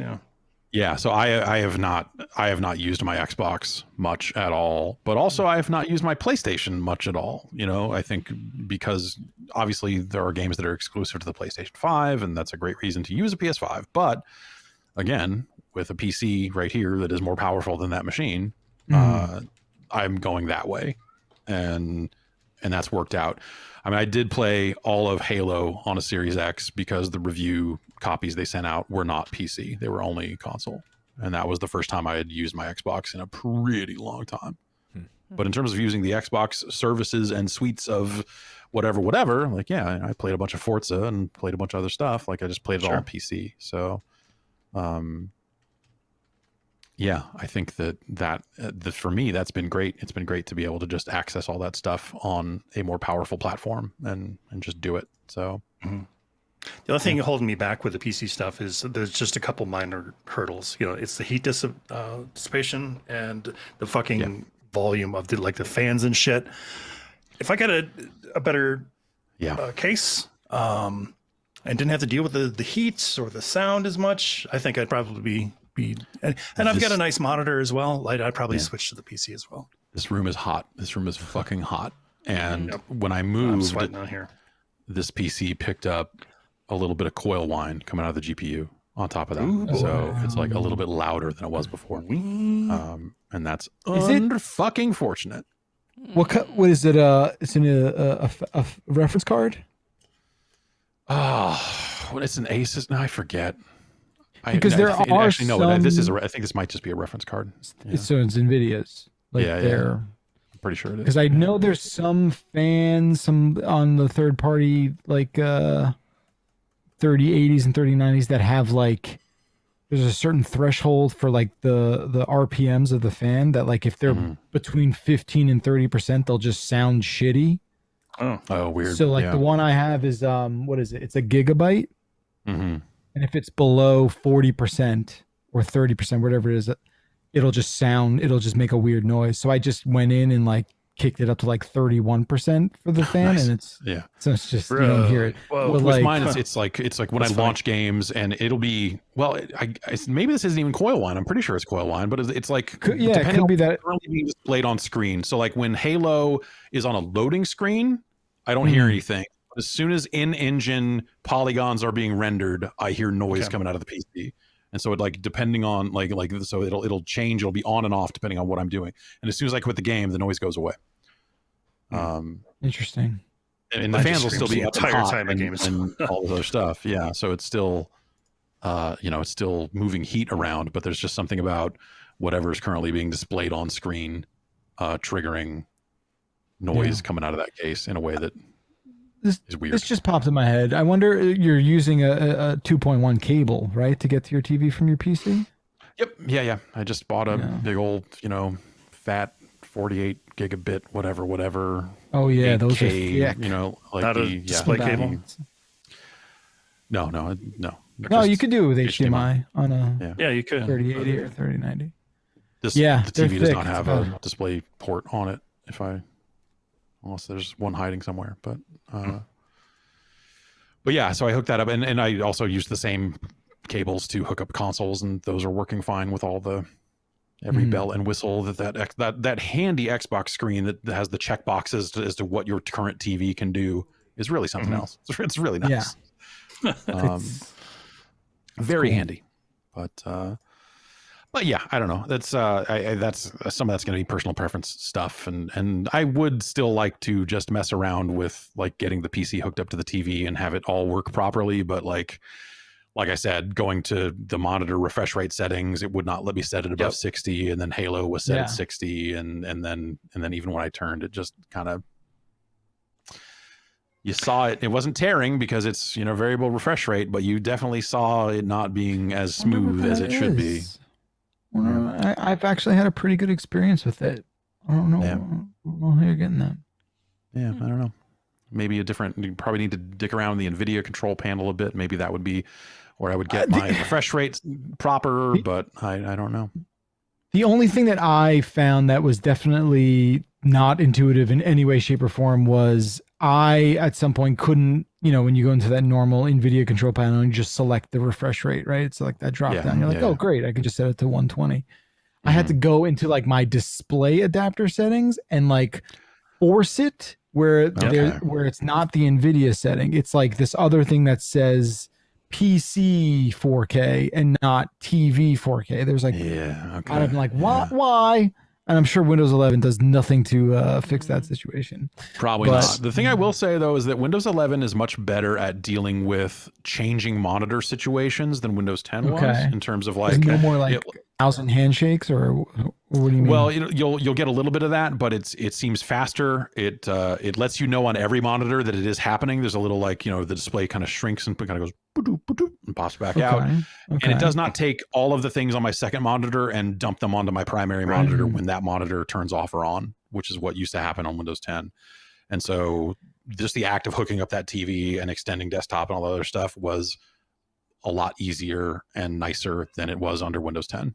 Okay. Yeah, that's what I'm looking for right now. Where is like the and maybe there is something. I know shortcuts. It's Windows P, and you can kind of do very surface level monitor adjustment. But I'm looking for like I have 4 displays hooked up to this one computer, including I know where my you're LG, going with this. Go ahead. right? So I want to set all these different environments up where I can just click a button and have it automatically shortcut to like, okay, I'm running this one, I'm running the TV, I'm just doing the TV. Like I need that. I need that display management that's like really low overhead, just runs in the corner, lets me do what I want to do. I know that's a very specific request, but can someone develop that? Thank you. What is it? Control no, Shift that's- like left and right. That moves the Yeah, it's moving focus. things across. Yeah, that'll move monitors. the focus. That gets you like part of the way there, I think. That does, but I want to turn off all my other, like when I'm playing a game on my gotcha. LG off the PC, I want to turn off every other monitor. I don't want to risk all the funky shit going on. I want all funky resources shit. I want that. dedicated to the TV game playing. Do you know what I mean? Okay. See, I liked having everything turned on for when I did have this hooked up, because it just meant I had even more desktop space for other shit, like looking up guides for skulls and looking up, like Sure. having Discord and 9 other things running. And it's probably not even that hardware intensive. I'm sure it's not that much of a hit, but that's the kind of freak I am. So no, I get Just a it. little Like that. freak. No, that, like that's I definitely like. There is some stuff in Windows 11 for like pinning apps to half your monitor, there's stuff like that seems like you could like create some kind of like, here's the environment of apps I want set up on these monitors at all times or whatever. But I haven't really messed with that much, so it's just not how I use a PC. But it seems like that. No, that probably wouldn't get you where you want to go. Actually, now that I think about it. I got the search continues. Windows 11 is good. I guess like that's, like I'm pretty happy with Windows 11 overall. Like the one thing that I think I don't love about it is that the sound icon in the tray is not like, you can't just Do anything with it? Oh no, you can now. Maybe. Okay. I wonder if that's different. You can right click and still get sound settings and volume mixer and stuff like that. But like when you click, adapting, Jeff. yeah, the sound icon. It's alive. The sound icon is heard you now talking married shit. to the network icon in the tray, and so when you click weird. on it, it becomes this thing of just like managing your notifications, which I don't want. Windows What are they doing notifications. together? They I don't don't belong know. together. What I don't are they know. I don't doing? know. I don't know Who why. I would have don't thought know. they wound up together? Now it's just one thing. It's strange, and then all the widgets stuff that they added into Windows 11 for like, here's a widget screen that'll display news headlines. Like all that stuff's been fucking useless. So Yeah. but I'm sure someone out there somewhere is using that shit. Let's see here. Last email. M from Wisconsin writes in and says, Oh, good afternoon. Hey. Outside of the indie space, what was the last fighting game released with an entirely original cast of characters? Was it BlazBlue 2 console cycles ago? Will there ever be an established video game company that invests significant money in building an entirely original fighting game? That's tough. That's a really good example. I don't know if that's the one or not. Like, well, Yeah. Not indeed. I mean, Project yeah. L is probably going to be, well, those will be lead characters. that's gonna right? be So maybe lead that's characters, Maybe yeah. that's not entirely original, but that's, right. yeah, But maybe that doesn't count. What they had beforehand, well, that was still indie. Shit. Right. Like Marvel Um, versus Capcom 3 doesn't quite count because of the Marvel, like the Right, older the Marvel Capcom. characters. Yeah. And the Yeah. Capcom. Mm. As Yeah. It's a game tie-in to a pre-existing Yeah. property. Yeah, it might have been that last Shit. full Blaze Blue release, I guess. Yeah, because the stuff that ARC's been doing, they've been doing Dragon Ball, they've been doing Grand Blue, which Grand is Blue. Yeah. existing, and then now DNF. Yeah, none of those are original. So Obviously, Guilty Yeah, Gear, Blaze Blue. not. that's been going for a while. Yeah, Yeah. interesting. Yeah. Maybe it's just like is they're Melty so- Blood there's- maybe? Yeah, is Unial the same as Melty Blood? No, Unial brings together characters from a bunch of Oh, different games, yeah, right? yeah. That's the Yeah, one that has that's all the everyone else in it, right? So They're united, yeah. something like that. Uh, And People are mentioning Melty Blood is Skullgirls, but just- that's indie though. yeah, Skullgirls Yeah. is indie. That doesn't Yeah. count in this particular skew of the question. Melty Blood is just maids, and they've been around for a long time. So Maids have been around for a long time. Okay, Just yeah, maids? I guess. just Yeah. maids. I bet Only like it's, just, maids. it's hard enough to make a fighting game that can, compete with all the other very established, very polished fighting games. So it's like Yeah. I feel like there probably isn't much of a demand to make an entirely new property with tons of characters that nobody's seen before at Well, this it's a- point, perhaps. Yeah, it's I don't know. Super tough nut to crack. Absolutely. Yeah. Like it, you gotta it have a seems lot of like resources. that's just super difficult to even, endeavor to do. Mhm. Maybe that's why we haven't There- seen one in a while. There's a part of me that wishes, just cause and maybe it's because I'm just like felt detached from Street Fighter after 5 and just like not really getting that into 5, but there was a part of me that would love to see Street Fighter 6 just be all new. That'd be cool. I think that'd be like you say, that'd be cool, but when they did it for Street Fighter 3 or did it in large parts for Street Fighter 3, I didn't like any of the characters they came up with. So it was just Yeah, like, so- here's a bunch of new same. characters, Like- and I'm like, ugh, I'm just not into it. How But- many years has it been since that came out, though? No. Right, that's forever. Yeah. Yeah, it's forever 63. ago, so it's like maybe Yeah. maybe we're more equipped to handle new characters. And it wouldn't technically count for Nope. this question anyway, because the Luke, the last character for Street Fighter Yeah. 5, they are saying is going to be the foundation or one of the meaningful characters in Street Fighter 6. So they've already kind Cool. of prevented that sort of Fucking stuff. It's actually Luke. but the hint there isn't that Luke is the character; it's that Luke is the name, and they're making a Star Wars fighting game, Masters of Terrascasi 2. Oh, thank God! Finally, Yeah. yeah. Yeah. And they're Time's going to bring in Gamoof from Star Gladiator. Excellent. Yeah, Yeah. he's going to duke out. Move is actually going to become part of Star Wars canon throughout. It's a really unique deal. I mean, he's a Wookiee, pretty much. Yeah, So, exactly. I main Kit Fisto. Yes. Good. There you go. Good. Yeah. I feel like I would be into. Oh, Danny in the chat says that Arc made Battle Fantasia for the 360. That's an original cast, isn't it? I think that's an original cast, but I think it's also before Blaze Blue. Okay, yeah. All right. Pretty sure. Yeah. Battle Fantasia was cool. That was a neat game. It's got that rabbit Answer, Yeah. and that little dude and the knight helmet and the big sword. Yeah. And the They HP re-released numbers that. pop off people when you hit them. That's fun. It's like a real video game. Like a Yeah. real nice video game. That's fun. All right, that's going to do it for emails. So, again, you'll have another crack at it for next week's show, but we are recording. We're not going to do it live. So that show will just run on Tuesday, but we are recording it tomorrow, the 22nd. So get your emails in for that show on the 22nd. We'll be taking a lot of them. So if you have bad questions, there's never been a better time to send in bad questions because, we're going to be looking for a lot of emails. we need them. That's right. I wanted to say shout out to whoever made the emote of me in the chat. That was a couple days ago. I forgot who made it. Yeah. But Yeah, it's very, very that good. came out good. Thank you. It came out so Yeah. nice. Yeah, I also wanted to shout out the timestamp crew in the comments. Thank you for doing timestamps. I'm trying to, from here on out, gonna try to do good by you guys on YouTube and make little chapters with all the timestamps. But I need your help. The podcast is so long, so I appreciate the timestamp people. Thank you for that. Tiny chapters. Just put a chapter in every 3 minutes because you never know Yep. when that topic's going to Tiny change. bookmarks. Yeah. That's going to do it for this show. And that's the last live podcast of the year. This week's going to be a little funky because, it is for the Christmas They got that Christmas coming up.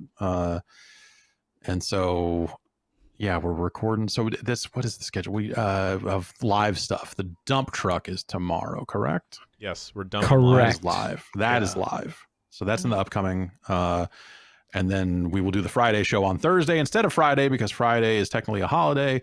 And we're also doing a Grub Snacks live Thursday as well. Thursday Grub Snacks. Excellent.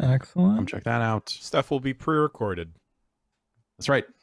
Some other stuff hitting the website beyond that as well. And we'll be talking Game of the Year stuff in January, as we've said. That's we're gonna much like last year, we're gonna do it in January this year. So there's a handful of things there to F around with. Video games that have to be played, thought about, categorized, ruminated, and such. Yeah. Ruminated. Yeah. And so we'll be getting to that down the line. Thanks everybody for hanging out. We'll have a show for you next week. Send in those emails. See ya.